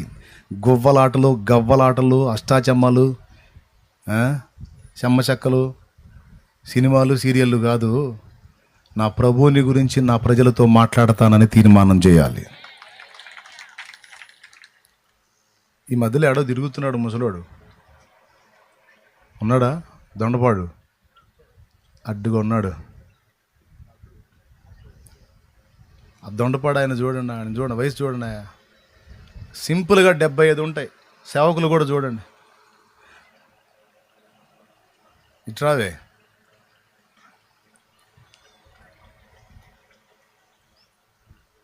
ఆడోళ్ళు, మగోళ్ళు, మొత్తం కుర్రోళ్ళు, ముసలోళ్ళు అందరూ సిగ్గు తెచ్చుకోవాలి ఆయన చూసిదా. తొందరరా.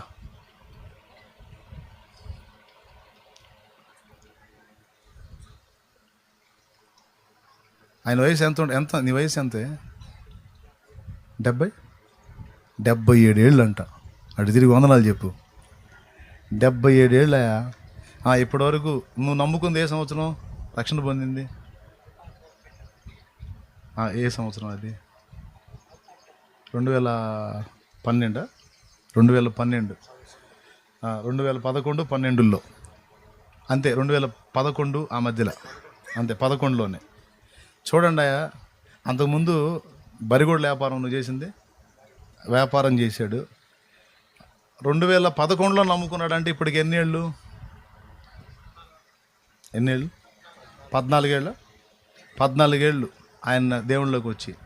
14 ఏళ్ళు అంటే ఇప్పటికి 77 అంటే అప్పుడు ఎంత వయసు? కనీసం 63. అవునా? 63 ఏళ్ళు అప్పుడు నమ్ముకున్నాడు, ఇప్పుడు 77. చెప్పు, ఎంతమందిని రక్షణ నడిపించావు నువ్వు?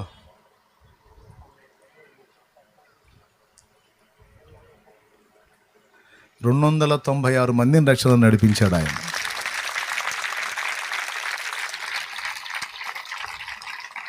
కొట్టు.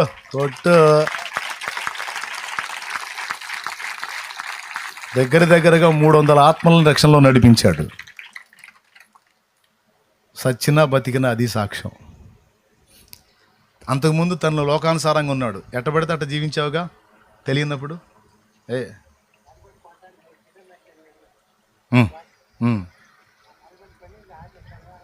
అలవాట్లు ఉన్నాయి అప్పుడు నీకు. ఫుల్ డింకర్ అంట. ఆ మైకి ఇస్తే బాగుండి వినపడిద్ది. అది చెప్పవే, ఆ మాట చెప్పు. ఫుల్ డింకరా? నా కొడుకులు తాగి, నేను తాగి, నా అల్లుళ్ళు తాగుతారు, కొడుకులు తాగుతారు, తండ్రి కూడా తాగుతాడు. నేను కూడా తాగేవాడిని. తాగి నా జీవితంలో శనివారం సాయంత్రం శాంతినగర్ బరికి పెట్టుకుంటాను పోయా. ఆ కాగితాడు 2500 తిన్నాడు నా కాడ. అరే 2500 తిన్నా నాకు మేలు చేశాడు. అరే ఈసారి మోసం చేయనా, శాంతినగర్ బరికి కొట్టు రమ్మని తీసుకెళ్ళి 15 ఏళ్ళకి కొన్నాను తోత.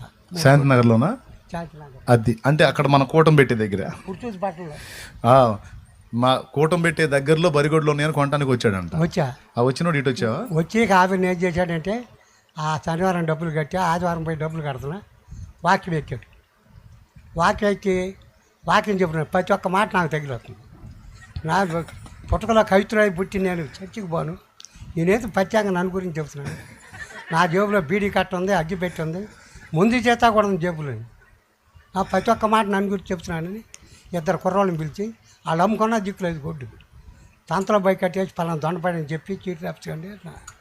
వాళ్ళు కట్టేసి వాళ్ళు నమ్మకత్తులు పాపం కట్టేసి వచ్చి బరిగొడ్లు వేరే వాళ్ళకి అప్పచ్చి పైన వచ్చి కూటంలో కూర్చున్నట్టున్నాడు. నేను కూర్చోవాలి అసలు. కూర్చోాలా? ఇక 50 ఇచ్చారు, 200 ఇచ్చే వాళ్ళకి ఇచ్చారు. 50 అన్నం తినిపోమని ఎక్కడైతే నిలుస్తున్నా ఆనే నిలుస్తున్నా 3 కిలోమీటర్లు. తాగిన నేత మొత్తం దిగిపోతున్నాడు. అప్పటికి వేసుకొనే ఉన్నాడు. దేవునికి స్తోత్రం. ఏనండా తాగిన నేత మొత్తం దిగిపోతున్నాడు. ఆ దిగిపోయిన కానీ ఇంటికి పోయి గొడ్డు అమ్ముకొని ఇంటికి పోయా. నాకు ఒక ఆలోచన పుట్టింది, ఎంతమంది దైవజనులు చెప్తున్నారు, నేను కవితుడే పుట్టి నేను చర్చికి పోను. నేను చిన్నపిల్లవాడప్పుడు మా అమ్మని చేసేది చూస్తూ ఉండేవాడిని. తర్వాత నా భార్య చేయటం మొదలుపెట్టింది. నా భార్య చేత మొదలుపెట్టింది కానీ నా కొడుకులకు ఉపయోగపడదు, నాకు ఉపయోగపడదు. నేను మారినాక నా కొడుకులు అల్లుళ్ళు మనవాళ్ళు మనవతంతా నీ బొడ్డు బెట్టలు చేసి పడి నేను ఒకటి అనుకున్నా, దాంట్లో సంపాదించి నా కుటుంబం కట్టుకోవాలి. నా కుటుంబం కట్టుకున్నా నా పక్కన పోవాలి. నా కుటుంబం కట్టుకోలేదు అనుకో, వాడు పోయి ముందు నీ కుటుంబం చూసుకుంటారుగా అని నా కుటుంబం కట్టుకున్నాక తర్వాత లోకమేం పడ్డా. పగత్తులే 70 మంది దొరికారు నా ఊళ్ళో. అన్నయ్య కొడుకు ఇద్దరు చచ్చిపోయారు. ఆ అన్న పలకొచ్చి వాళ్ళ దగ్గర పోయాడు.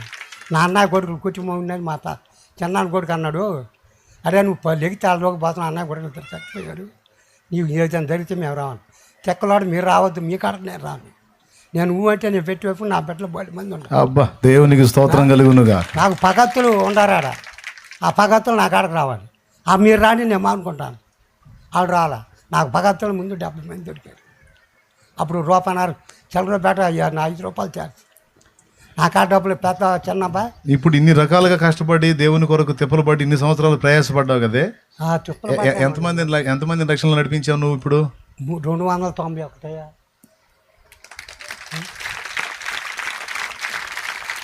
చాలు, నాకు సంతోషం. ఇప్పుడు మీకు ఈ సాక్ష్యం చూపించా. యేసు ప్రభుని నమ్ముకున్నానంటే నమ్ముకున్నాను కాదు, యేసు ప్రభుని గురించి పాడాను, ఎగిరాను, మాట్లాడానంటే మాట్లాడాను. ఇదిగో జీవితాలు మార్చాడు. వాస్తవమే, అది అబద్ధం కాదు, ఆయన పచ్చి నిజం ఆయన చెప్పేది. ఒకడే ఈ సాక్ష్యం ఇస్తే ఇలాంటి వాడు ఒకడు కాదు. దేవుని కృపను బట్టి నాకు ఇచ్చిన బిడ్డల్లో చాలామంది అలాంటి వాళ్ళే ఉన్నారు. ఈ విధంగా ప్రతి దేవుని బిడ్డ నడుంగట్టి ఇతరులకు సువార్త చెప్పి, రక్షణ విలువ చెప్పి, వాళ్ళకి దేవుని ప్రేమ చూపించి వాళ్ళని క్రీస్తు చెంతకు నడిపించగలిగితే ఎంతమంది రక్షించబడతారు ఒక్కసారి ఆలోచించండి. కాటి కాలు జాచుకున్న ముసలివాడు, 77 సంవత్సరాల వయోవృద్ధుడు, దగ్గరగా 290 ఆత్మలు అంటే 291 ఆత్మ అంటే సామాన్యమైన విషయమా?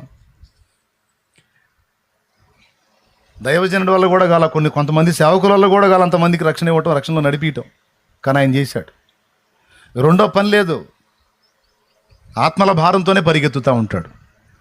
అతన్ని బట్టి సంతోషపడాడు నా దేవుడు. నేను చెబుతున్న దైవజనుల కంటే కూడా గొప్ప అనిపిస్తాడు ఆయన. నాకే సిగ్గేసిద్ది. ఈరోజు మీకు అందరికీ కూడా కనువిప్పు కోసం ఈ విషయాలు చెప్తున్నా. అటు దైవ జనాంగానికి, ఇటు విశ్వాస గణానికి కేవలం కనువిప్పు కోసం ఈ విషయాలన్నీ నేను అందించాను. స్ట్రైట్గా నేను చదివించిన వచనం ఒకటి, నేను చెప్పిన విషయాలన్నీ వేరు. దానియేలు సాక్ష్యం ఒకటి మీకు వినిపించా. ఈరోజు ఇన్ని విన్నారు మీరు.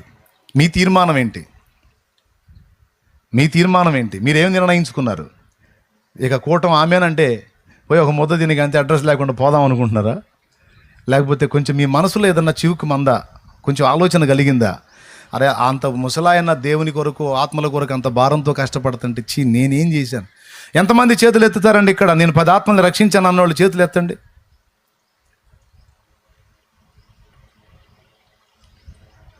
చూసారా, ఆడవాళ్ళలో మగవాళ్ళలో ఒక హ్యాండ్ కూడా లేవలా. కానీ ఇక నుంచి నేను తీర్మానం చేసుకున్నానన్నా, నేను ఖచ్చితంగా ఇతరులకు దేవుని పరిచయం చేస్తాను. నేను కూర్చున్నా లేచినాక ఆయన ధ్యాసలో ఉంటాను. నేను రక్షించబట్టమే కదా, అనేకుల్ని రక్షిస్తాను. ఇక నేను చావబోయే లోపు కనీసం కొందరినైనా నేను రక్షించే దేవుని దగ్గరికి చేరాలనుకుంటున్నాను అన్నోళ్ళు చేతులు ఎత్తండి. నా దేవునికి మహిమ కలుగును గాక. హల్లెలూయా. నిజంగానేనా? లేకపోతే ఈ కాసేపు ముచ్చట నాకు?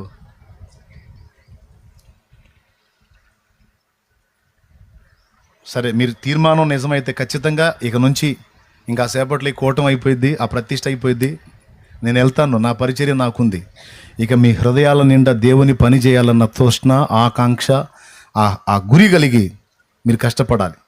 ఫస్ట్ మీరు ఒకటి చేయండి, కన్నీరు గార్చి ప్రార్థన చేయండి. ముందు ఈ ప్రాంతం కోసం, ఈ చుట్టుపక్కల ప్రాంతాల కోసం కన్నీరు విడవండి. ఇంత పెద్ద ఊర్లో కొంతమంది రక్షించబడ్డారు, ఇంకా చాలామందికి దేవుడు తెలియదు. సో వాళ్ళు దేవుడి చేత దర్శింపబడేటట్టు, వారి మనోనేత్రాలు వెలిగేటట్టు ఆ బిడ్డల కోసం ప్రార్థన చేయండి. కన్నీరు గార్చండి. నీ అప్పులు, నీ సమస్యలు, నీ బాధలు, నీ ఇబ్బందుల కోసం కాదు.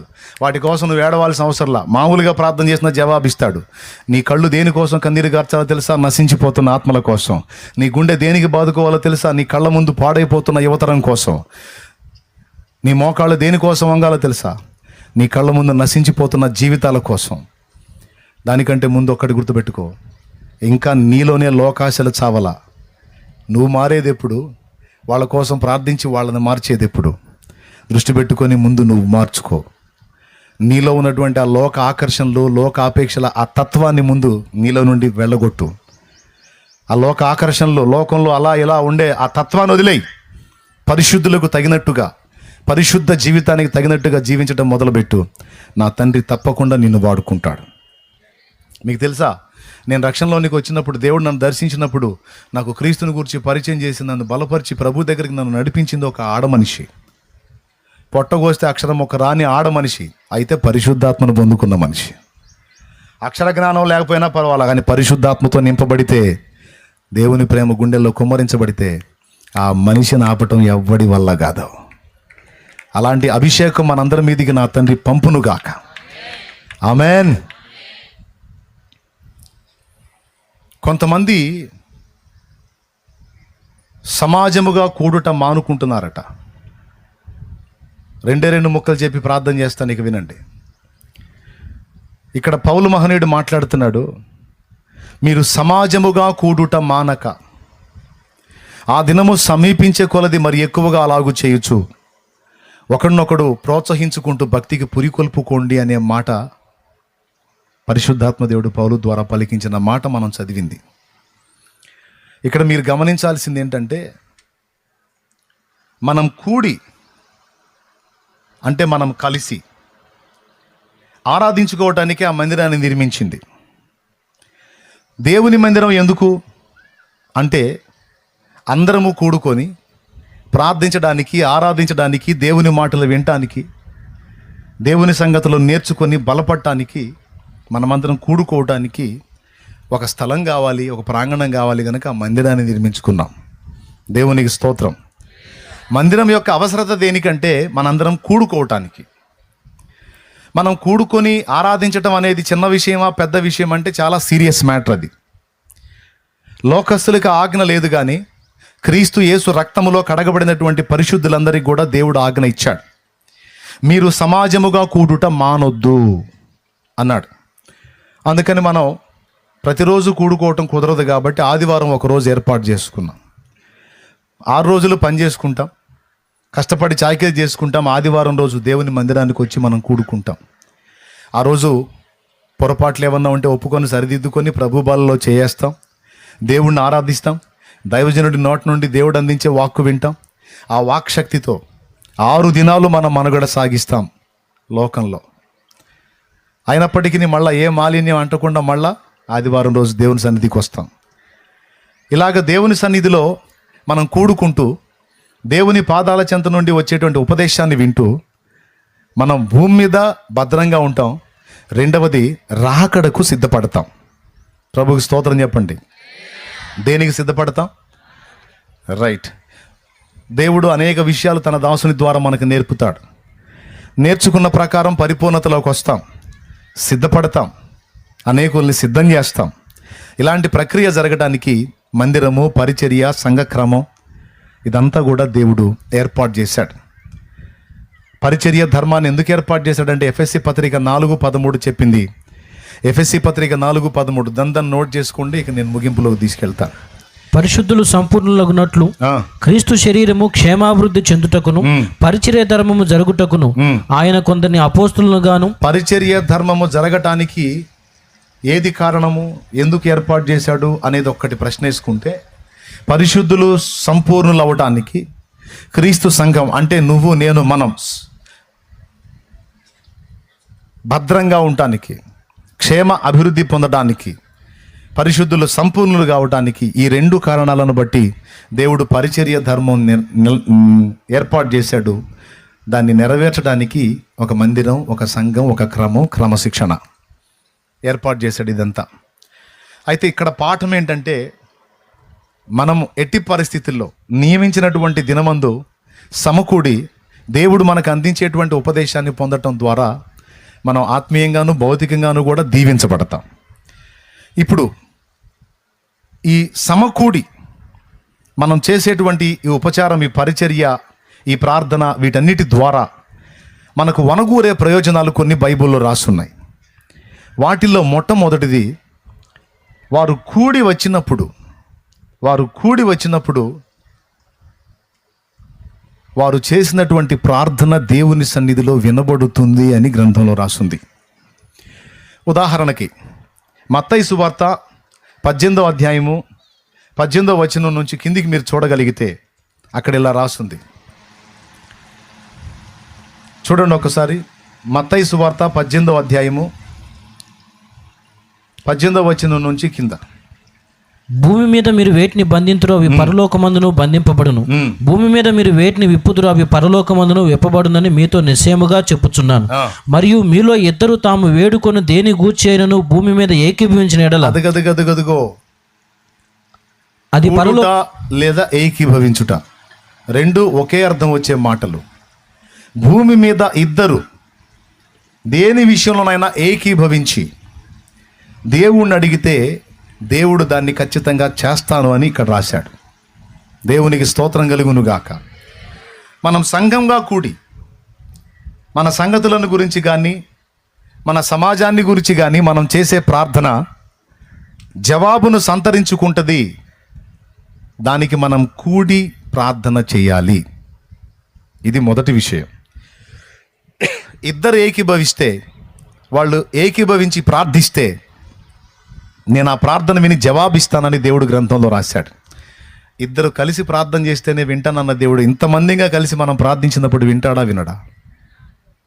ఎంతమందికి విశ్వాసం ఉంది? అందుకోసమే అందరము సంఘటితమై కూడుకోవటానికి దేవుడు తన సన్నిధిని ఏర్పాటు చేశాడు, సంఘ క్రమాన్ని ఏర్పాటు చేశాడు. నానావిధ సమస్యల చేత బాధపడుతున్న వాళ్ళు సంఘానికి వచ్చినప్పుడు మీ సమస్యలు ఇతరులతో పంచుకొని వారి ప్రార్థనా సహాయం పొందుట ద్వారా ఖచ్చితంగా వాటికి పరిష్కారం ఉంది. ఆ మాట దేవుని వాక్యంలో ఉంది. యాకోబు రాసిన పత్రిక, ఒక్కసారి బైబిల్ ఉంటే చూడండి, 5వ అధ్యాయము. యాకోబు రాసిన పత్రిక 5వ అధ్యాయము 14వ వచనం నుంచి చూడండి. మీలో ఎవడైనా రోగి అయి ఉన్నాడా? అతడు సంఘపు పెద్దలను పిలిపింపవలెను. వారు ప్రభువు నామమున అతనికి నూనె రాచి అతని కొరకు ప్రార్థన చేయవలెను. విశ్వాస సహితమైన ప్రార్థన ఆ రోగిని స్వస్థపరచును. ప్రభువు అతని లేపును.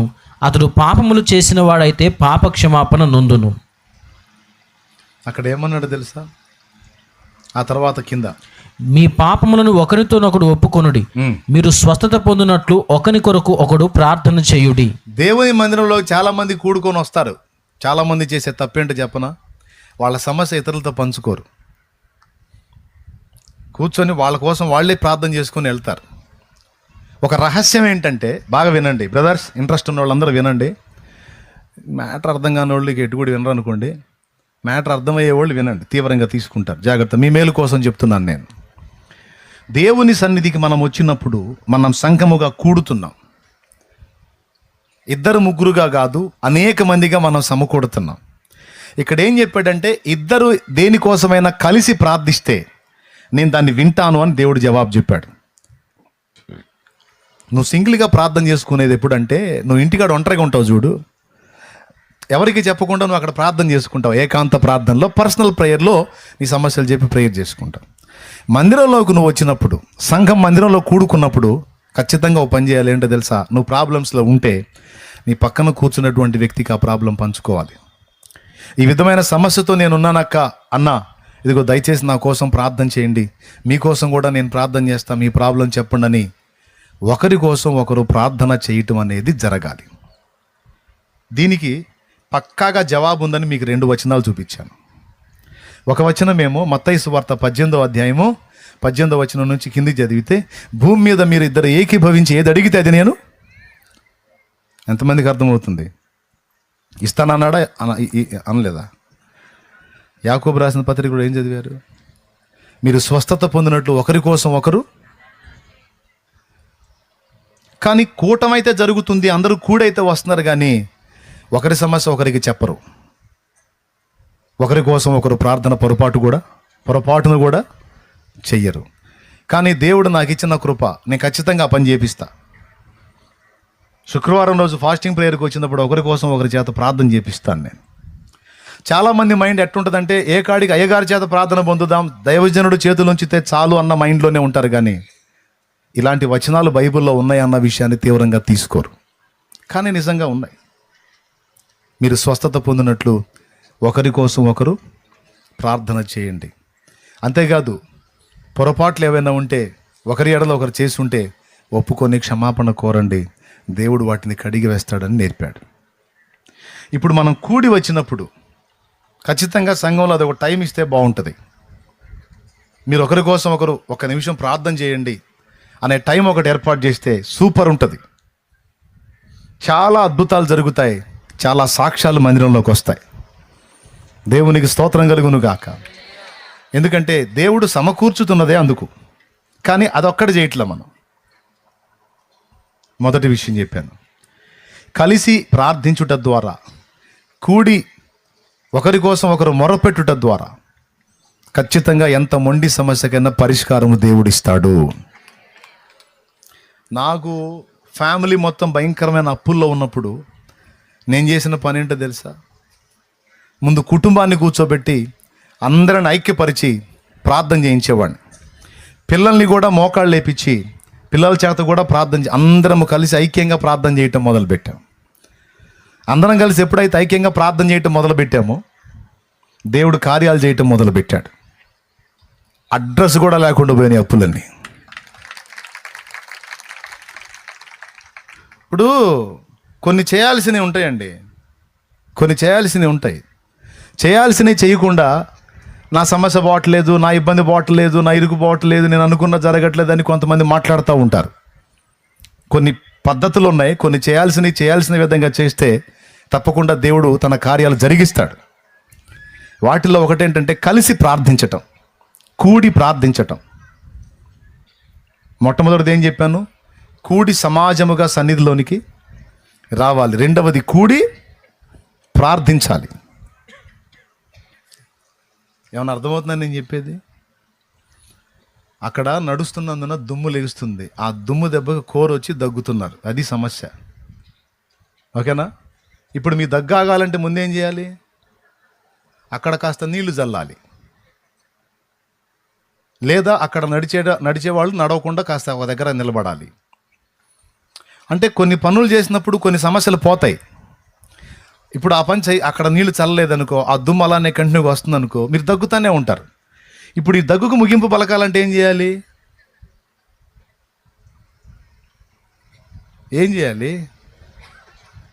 అక్కడ నీళ్లు చల్లాలి. కానీ అక్కడ నీళ్లు చల్లకుండా మనం ఎంత ప్రార్థన చేసినా దేవుడు ఏమంటాడు? అక్కడ నీళ్లు చల్లండి అంటాడు. ఆ పని చేయకుండా మనం ఆ దుమ్మును అలానే పీల్చుకుంటా, ప్రభువా దగ్గు, ప్రభువా తగ్గించు, ప్రభు ముందు నిద్రమోవా, ముక్కుకి మూతికి కర్చీపు అడ్డం పెట్టుకో, ఆ చీర అడ్డం పెట్టుకోమని చెబుతాడు. దేవునికి స్తోత్రం. అంటే మనం చేయాల్సినవి కొన్ని ఉంటాయి. అలాగే ప్రార్థన జీవితం కూడా. మనం కలిసి ప్రార్థించటం అనేది చాలా ముఖ్యమైన విషయం. Family prayer. అప్పుల బాధల్లో అల్లాడతారు, జబ్బులతో అల్లాడతారు, కాపురాలు పతనమై అల్లాడతారు, పిల్లల పరిస్థితులు బాగలేక అల్లాడతారు. రండి కలిసి మోకాళ్ళేద్దామని అనుకోరు, రండి కలిసి ప్రార్థిద్దాం, దేవుణ్ణి వేడుకుందాం అనుకోరు. ఎన్ని కుటుంబాలు కలిసి ప్రార్థించారండి? కలిసి ప్రార్థించే కుటుంబాలు ఎన్ని ఉన్నాయో ఒకసారి చేయొద్దండి, నేను సంతోషపడతాను. మా ఫ్యామిలీ మేము కలిసి ప్రార్థన చేస్తామన్నా అన్నోళ్ళు చేతులు ఎత్తండి. అబద్ధాలు ఆడొద్దు, దేవుడు చూస్తున్నాడు. మేము నలుగురం కలిసి ప్రార్థన చేస్తాం, మా కుటుంబం ఎప్పుడు రోజు ప్రార్థన చేసుకుంటాం, మా ఇంట్లో ఫ్యామిలీ ప్రేయర్ ఉంటుంది అన్నోళ్ళు చేతులు ఎత్తండి.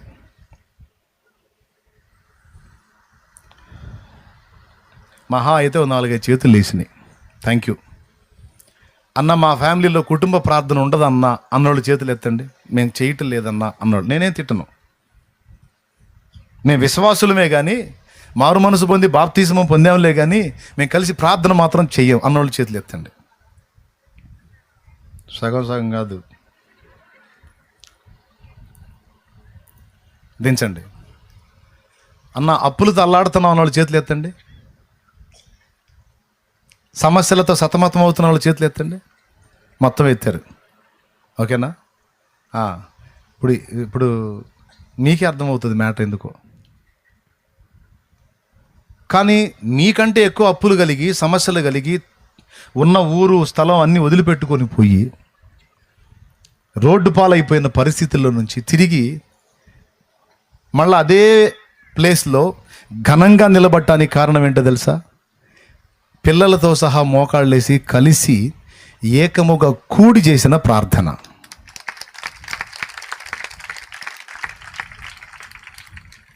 కానీ కుటుంబ ప్రార్థన ఎందుకు ఉండదో తెలుసా? ఎందుకు కూడరో తెలుసా? అహం. ఒక పక్క దరిద్రంతో వటిస్తున్నా, ఒక పక్క శాపంతో అట్టుడిగిపోతున్నా అహం. నిజం నేను చెప్పేది. సేవకుల ఫ్యామిలీలో కూడా ప్రార్థన ఉండదు, కుటుంబ ప్రార్థన ఉండదు. జనాలకి చెప్పి చెప్పి చెప్పి ఫ్యామిలీ ప్రేయర్ పాస్టర్లు చేయరు. కొంతమంది చేస్తారు, కొంతమంది చేయరు. దేవునికి స్తోత్రం. అందరూ దిద్దుకోవాల్సిన విషయం.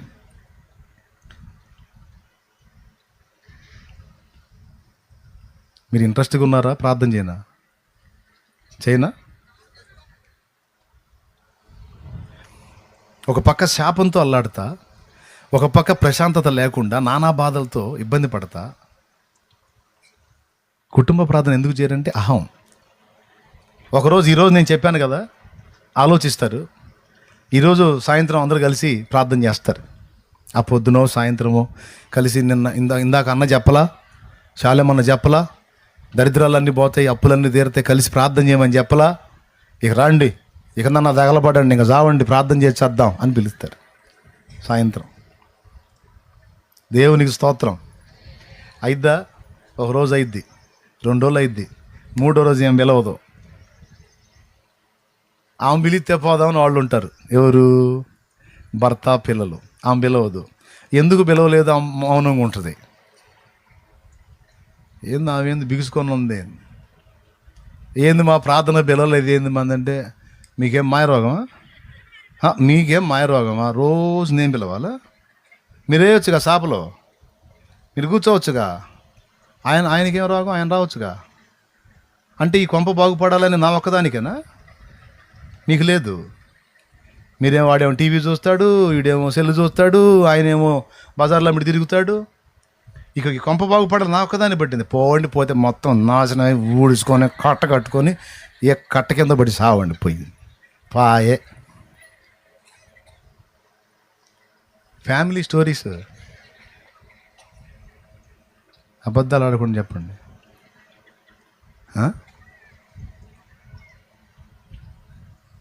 ఇక భర్తల సంగతి తీసుకుందాం. ఈరోజు ఆడమనిషి పెడద్రపు మనిషి అనుకో, మగోడు నువ్వన్నా పిలవాలిగా. అదేం ఫీజా? ఒంటికి చాయ్కి రా, కాసేపు ప్రార్థన చేద్దాం, రండి కూర్చొని ప్రార్థన 2 పాటలు పాడుకుందాం, 4 ముక్కలు ప్రార్థన చేద్దాం, దేవుడు ఒక అద్భుతం చేస్తాడు, అప్పులు పోతాయి, ఏదో కార్యం చేస్తాడు నాయన అని చెప్పి విశ్వాసంతో పిలవాలి కదా. సరే, భర్త పిలుస్తాడు, 2 రోజులు పిలుస్తాడు, 3వ రోజు అసలు ఆడదానికి అహంకారం పనికిరాదు. నేను పిలిచేది ఏంది అందరినీ? నేనే మీకు బానిసనయింది? ఏం మాయ రోగాలు మీకు? చాపలేసి కూర్చోలేరా? నేను పిలవను, చేస్తే చేసుకోండి, లేకపోతే లేదు. దెయ్యాలు పనిచేస్తాయి అక్కడ, రెచ్చగొడతాయి. అహాన్ని రెచ్చగొట్టి కుటుంబ ప్రార్థనలు లేకుండా చేసింది అయ్యే. కానీ కలిసి ప్రార్థన చేస్తే, కూడి ప్రార్థన చేస్తే సింపుల్గా 2 మాటలు. 1, కఠినమైన సమస్యలు పోవటమే కాదు, నీ ఇల్లే ఒక దేవాలయంగా మారిపోయింది. ఇదొక దేవాలయం, కానీ కలిసి ప్రార్థించేటువంటి కుటుంబాలు ఉన్న ఆ ఇల్లు దేవాలయం. నా ఇల్లు అలా మారిపోయింది. శాపము నా ఇంటిని వదిలిపెట్టి వెళ్ళిపోయింది. దేవుని మహాకృప. కలిసి తిందామని అన్నం పెట్టుకుంటాం, అంతకుముందు అన్నం సగం తిని కొట్టుకొని లెగుస్తాం అక్కడి నుంచి. అలాంటిది మా ఫ్యామిలీ. ఆ తెపాల చెట్లతోనే బాదుకునే పరిస్థితి అన్నమాట. నమ్ముతారా మీరు? అలాంటి బతుకులు మాయి. మేము ప్రశాంతంగా ఉన్నామంటే పక్కింటి వాళ్ళు పలావ్ వండుకొని తినేంత ప్రశాంతత ఉంటుంది వాళ్ళకి. ఎందుకంటే మేము ప్రశాంతంగా ఉండడం, వాళ్ళు కూడా ఉన్నాయం అంతే. మేము ప్రశాంతంగా ఉండం, మా పక్కింటి వాళ్ళు ప్రశాంతంగా ఉన్నారనుకో, మా ఊరుకోదు. గొడవ వేసుకొని వాళ్ళు తీర్పు చేయాలమ్మ. మాకు తీర్పు మేమేడ తిండి మానుకొని 11, 12 దాకా మేమేడ ఉండే, మేము వండుకొని కూడా మాకేంది ఈ కర్మ అన్నారా? మా రాతలు వాళ్ళకి రావా, మా బాధలు వాళ్ళకి రావా, వాళ్ళు బోరా అంటే ఇంకేం చేస్తారు? మీ దండం, మీ గొడవలు మాకొద్దు, పోతే పోయింది, ఒక పూట కూడము అనుకుంటాం, పర్లేదు చెప్పండి అని తిరిగితే కూర్చోవాలి. మేము దినం పక్కన వాళ్ళని, మేము ప్రశాంతంగా ఉండం వాళ్ళని కూడా. అది మేము ప్రశాంతంగా ఉన్నామంటే వాళ్ళు ఊపిరి పీల్చుకుంటారు, అమ్మ ఈరోజు గొడవలు ఎదురయ్యాళ్ళు. కానీ అలాంటి దయ్యాల కొంప మాది. యేసు ప్రభు నమ్ముకొని మారు మనసు పొంది రక్షణ పొందిన తర్వాత పరిశుద్ధ గ్రంథం ముందు పెట్టుకొని మొత్తాన్ని నేనే కూడా వేసేవాడిని, రండి రండి రండి అని. ఎవరో ఒకళ్ళు తగ్గించుకోవాలి ఆ ఆహాన్ని. ఎవరో ఒకళ్ళు తగ్గించుకుంటేనే కుటుంబ ప్రార్థన జరిగేది. అందరే మిడియాల దుంపలు అయితే ఎడ కూర్చుంటారాడా? కలిసి ప్రార్థన చేసేది అక్కడ అందరూ నడమంత్రపోళ్ళు అయితే దేవునికి స్తోత్రం, ఆ కొంప బాగుపడేది. ఎప్పుడు అందరూ టెంపర్లు అయితే నేనే పూనుకున్నా, కనీసం ఒకడన్నా కళ్ళు తెరవాలి కదని కలిసి ప్రార్థన చేయటం మొదలుపెట్టి పిల్లల్ని కూడా కూర్చోబెట్టిన బతిలాడి. దేవుడి కృపను బట్టి పిల్లలు కూడా మోకాళ్ళని ప్రార్థన చేస్తే దేవుడు అద్భుతాలు చేయటం మొదలుపెట్టి లోన్ ద్వారా కొంత, ఇంకో రకంగా కొంత, చేసిన దానిలో పైసలు వచ్చేటట్టు చేసి కొంత, మొత్తం అడ్రస్ లేకుండా, అడిగేవాళ్ళు లేకుండా చేశాడు ఆయన. ఏ దారి లేని నీకు 100 దారులు ఉంటాయి దేవుడికి, ఏదైనా చేస్తాడు ఆయన. కానీ కలిసి ప్రార్థించమన్నాడు. ఏది మందిరంలో పక్కోళ్ళకి చెప్పుకునేది లేదు, కనీసం కుటుంబంలో కలిసి ప్రార్థించడం లేదు. ఒక పక్క దుర్భర జీవితాలు జీవిస్తానే కలిసి, మళ్ళా వినండి, కలిసి సినిమా చూస్తారు. అబ్బాయి ఏం ఆట అది అంటది ఇగిలిత్తా, ఫలానా సినిమా, ఓరే అబ్బాయి బ్రహ్మాండంగా ఉంటుంది అబ్బాయి, పెట్టరా పెట్టు నాన్న కూడా పిలువ అబ్బాయి, నాన్నకు భోగి ఇష్టం ఆ సినిమా అంటే, నాన్నకు భోగి ఇష్టం పిల్లు అని నాన్నకు పిలుస్తాడు, అమ్మని పిలుస్తాడు, అక్కని పిలుస్తాడు, అందరూ కూర్చొని అదేదో పెద్ద ప్రేయర్ లాగా. అబద్ధాలు ఆడకూడదు చెప్పండి, నిజమా కాదా? దేనికి పిలుచుకుంటారు ప్రేమగా? సీరియళ్ళకి, సినిమాలకి పిలుచుకుంటారు. కలిసి ప్రార్థన చేయడానికి మాత్రం ఒక్కొక్కళ్ళకి టన్నులు కొద్ది దాహం. ఇది దయ్యాలు చేసే పని. ఈరోజు మీ కనువిప్పు కలిగితే ఇక నుంచి కలిసి ప్రార్థన చేయటం మొదలు పెట్టండి. కలిసినప్పుడు, ఏకంగా కూడి మందిరంలో కూర్చున్నప్పుడు ఒకరి సమస్య ఒకరికి చెప్పుకొని కలిసి ప్రార్థించడం మొదలు పెట్టండి. దేవునికి స్తోత్రం కలుగునుగాక. మనము కూడి ప్రార్థించుట ద్వారా దేవుడు తన కార్యాలు జరిగిస్తాను అని 2 చోట్ల రాశాడు. చాలా స్పష్టంగా 2 చోట్ల, ఇంకా చాలా చోట్ల ఉంది, జస్ట్ 2 చోట్ల చూపించి. మొదటిది, రెండవది, కూడి ప్రార్థించుట ద్వారా పరిశుద్ధాత్మ అభిషేకం మన మీదికి దిగి రావటం అనేది బైబిల్లో రాస్తుంది. పెంతెకోస్తు పండుగ నాడు మీరు చూస్తే అపోస్తల కార్యం 2వ అధ్యాయంలో, నేను ముగిస్తున్నాను, అక్కడ కూడా వాళ్ళు కలిసి మేడగది మీద కూడి ప్రార్థించినప్పుడు వారందరూ పరిశుద్ధాత్మ చేత నింపబడి వరములతో నింపబడ్డారు. అంటే దేవుని ప్రభావం అనేది అక్కడికి దిగి వచ్చినట్టు లేఖనంలో రాస్తుంది. ఆ ఒక్క చోటేనా? అపోస్తల కార్యం 2లోనే కాదు, అపోస్తల కార్యం 4లో కూడా జరిగింది. వారు కూడిన ఇల్లంతా కంపించిందని రాస్తుంది. కూడి ప్రార్థించుట ద్వారా, కూడి దేవుని ఆరాధించుట ద్వారా, కూడి మహిమపరచుట ద్వారా పరిశుద్ధాత్మ అభిషేకము దిగి రావటం అనేది రాయబడింది అపోస్తల కార్యం 2లోను మరియు 4లోను. చూస్తారా? 2వ అధ్యాయం 1వ వచనం. పెంతెకోస్తు పండుగ దినము వచ్చినప్పుడు అందరూ ఒక చోట కూడి ఉండిరి. అప్పుడు వేగముగా వీచు బలమైన గాలి వంటి ఒక ధ్వని ఆకాశము నుండి అకస్మాత్తుగా వారు కూర్చుండి ఉన్న ఇల్లంతయు నిండెను. మరియు అగ్ని జ్వాలల వంటి నాలుకలు విభాగింపబడి నట్టుగా వారికి కనబడి వారిలో ఒక్కొక్కని మీద వ్రాలగా అందరూ పరిశుద్ధాత్మతో నిండిన వారై ఆ ఆత్మ వారికి వాక్శక్తి అనుగ్రహించిన కొలది అన్య భాషలతో మాట్లాడసాగిరి. అన్య భాషలతో మాట్లాడారు. దేవుని వరం వాళ్ళ మీద పనిచేసింది. దేవుని కృపా వరం వాళ్ళ మీద పనిచేసిందండి. దేవుని శక్తి వాళ్ళ మీద దిగొచ్చింది. ఎప్పుడు? సింగిల్గా ఉన్నప్పుడా, కూడినప్పుడా? వాక్యం ఏం చెప్పాడు? సమాజంగా కూడుట మానకుడి. కూడి ప్రార్థించినప్పుడు ప్రార్థనకు జవాబు, కూడి ప్రార్థించినప్పుడు పరిశుద్ధాత్మ శక్తి మన మీదకి దిగొచ్చినట్టుగా గ్రంథంలో రాస్తుంది. 2, 3 చెరసాలలో పౌలు శీలలు బంధించబడినప్పుడు వాళ్ళు కూడి పాడి ప్రార్థించారు. ప్రార్థించి ప్రభుని స్తుతించినప్పుడు అప్పుడు మహాభూకంపం కలిగి వాళ్ళ బంధకాలు ఊడిపోయినాయి, సంఖ్యలు తెగిపోయినాయని రాస్తుంది. కూడి ప్రార్థించుట, పాడి స్తుతించుట ద్వారా మనం ఏ బంధకాల్లో ఉన్నామో అవి దురాత్మ బంధకాలు కావచ్చు, చేతబడి బంధకాలు కావచ్చు, మంత్రప్రయోగ తంతులు కావచ్చు, ఏ విధమైనటువంటి బంధకాలు మన మీద ఉన్నా అవి పటాపంచలైపోతాయి. ఆ విషయం కూడా కూడి పాడి స్తుతించి ప్రార్థించుటలోనే ఉందన్న రహస్యాన్ని గ్రంథంలో రాశాడు. అపోస్తల కార్యం 16లో ఉంటుంది ఆ మ్యాటర్. ఇప్పుడు వరుసగా చెప్పండి. నంబర్ 1, కూడి ఏకీభవించి ప్రార్థిస్తే ఏ కార్యమైనా దేవుడు చేస్తానన్నాడు. సంఘములో కూడినప్పుడు కలిసి ప్రార్థించాలి, కుటుంబంగా కూడా కలిసి కార్యాలు జరుగుతాయి. రెండవది, కూడి ప్రార్థించినప్పుడు పరిశుద్ధాత్మ అభిషేకంతో నింపబడతాం. మూడవది, కూడి ప్రార్థించినప్పుడు బంధకాలు తెగిపోతాయి. దేవునికి స్తోత్రం కలుగును గాక. నాలుగవది, షద్రకు, మేషకు, అబేద్నెగో అనే ముగ్గురు, ఒకడు విశ్వాసంలో ఉండి ఒకడు అవిశ్వాసి గాల. నెబుకద్నెజరు వాళ్ళని అగ్నిగుండంలో వేయటానికి సిద్ధపడినప్పుడు ముగ్గురు ఏకీభవించారు. ఆ ముగ్గురు, నువ్వు మమ్మల్ని అగ్నిగుండంలో వేస్తే అందులోంచి మమ్మల్ని కాపాడటానికి మా దేవుడు సమర్థుడు, కాపాడకపోయినా పర్వాలా, నువ్వు పెట్టిన బొమ్మకు మాత్రం మేము మొక్కమని వాళ్ళు గట్టిగా పట్టుబట్టినప్పుడు ఆ ముగ్గురు ఏకత్వం, వారి ముగ్గురు కూడి అలా నిలబడినందున సాక్షాత్తు దేవుడే వారి మధ్యలోకి దిగొచ్చాడు అగ్నిగుండంలోనికి. అంటే ఏకీభవించుట, కలిసి చేయుట అనే దానికి ఎంత విలువ ఉందో జస్ట్ టూకీగా 4 ముక్కలు చెప్పారు. ఇక దీన్ని ఆధారం చేసుకుని మీరు ధ్యానించండి, ఎన్ని సంగతులు మీ కళ్ళ ముందు కనపడతాయో చూడండి. దేవునికి స్తోత్రం. ఇక ఎన్ని కనపడతాయో మీరే అన్వేషించుకోవచ్చు. బైబిల్ ఎరిగినోళ్ళు, దేవుని వాక్యం ఎరిగినోళ్ళు. కలిసి ప్రార్థించటం ద్వారా, కలిసి ఆరాధించటం ద్వారా, కలిసి స్తుతించటం ద్వారా, కలిసి విశ్వాసములో బలంగా నిలబడటం ద్వారా అగ్ని కూడా చల్లారిపోయింది.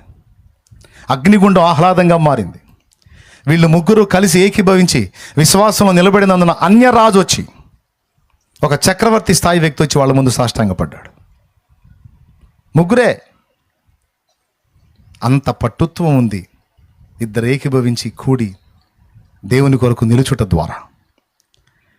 ఇలాగా కలిసి ప్రార్థించుట ద్వారా, కలిసి స్తుతించుట ద్వారా, ఆరాధించుట ద్వారా, విశ్వాసంలో నిలుచుట ద్వారా, ఇవేగాక ఇంకా చాలా సంగతులు ఉన్నాయి. అందుకే చెప్పాడు, ఆ దినం సమీపించే కొలది మీరు కూడుకోవటం మానొద్దు. సేవకులు కూడా ఒక మాట ముగింపులో, ప్రతి సంఘంలో ఆదివారం రోజు తాళాలు ఓపెన్ చేసి ఊడిసి ఆరాధన చేసి మళ్ళా తాళం వేస్తే మళ్ళీ ఆదివారం తీసే పరిస్థితి ఉండకూడదు. నీకు 50 మంది ఉన్నాయి, 20 మంది ఉన్నాయి, 30 మంది ఉన్నాయి, 40 మంది ఉన్నాయి, 100 మంది ఉన్నాయి. అందులో కనీసం 4 లేదా 2-3 సమకూర్చి ప్రతిరోజు ఒక 3, ప్రతిరోజు ఒక 2 మందిరాన్ని ఓపెన్ చేసి ప్రార్థించేటువంటి ప్రార్థనా పరులుగా ఆ మందిరంలో ఉంచగలిగితే ఆ పరిచర్య భయంకరంగా విస్తరించింది.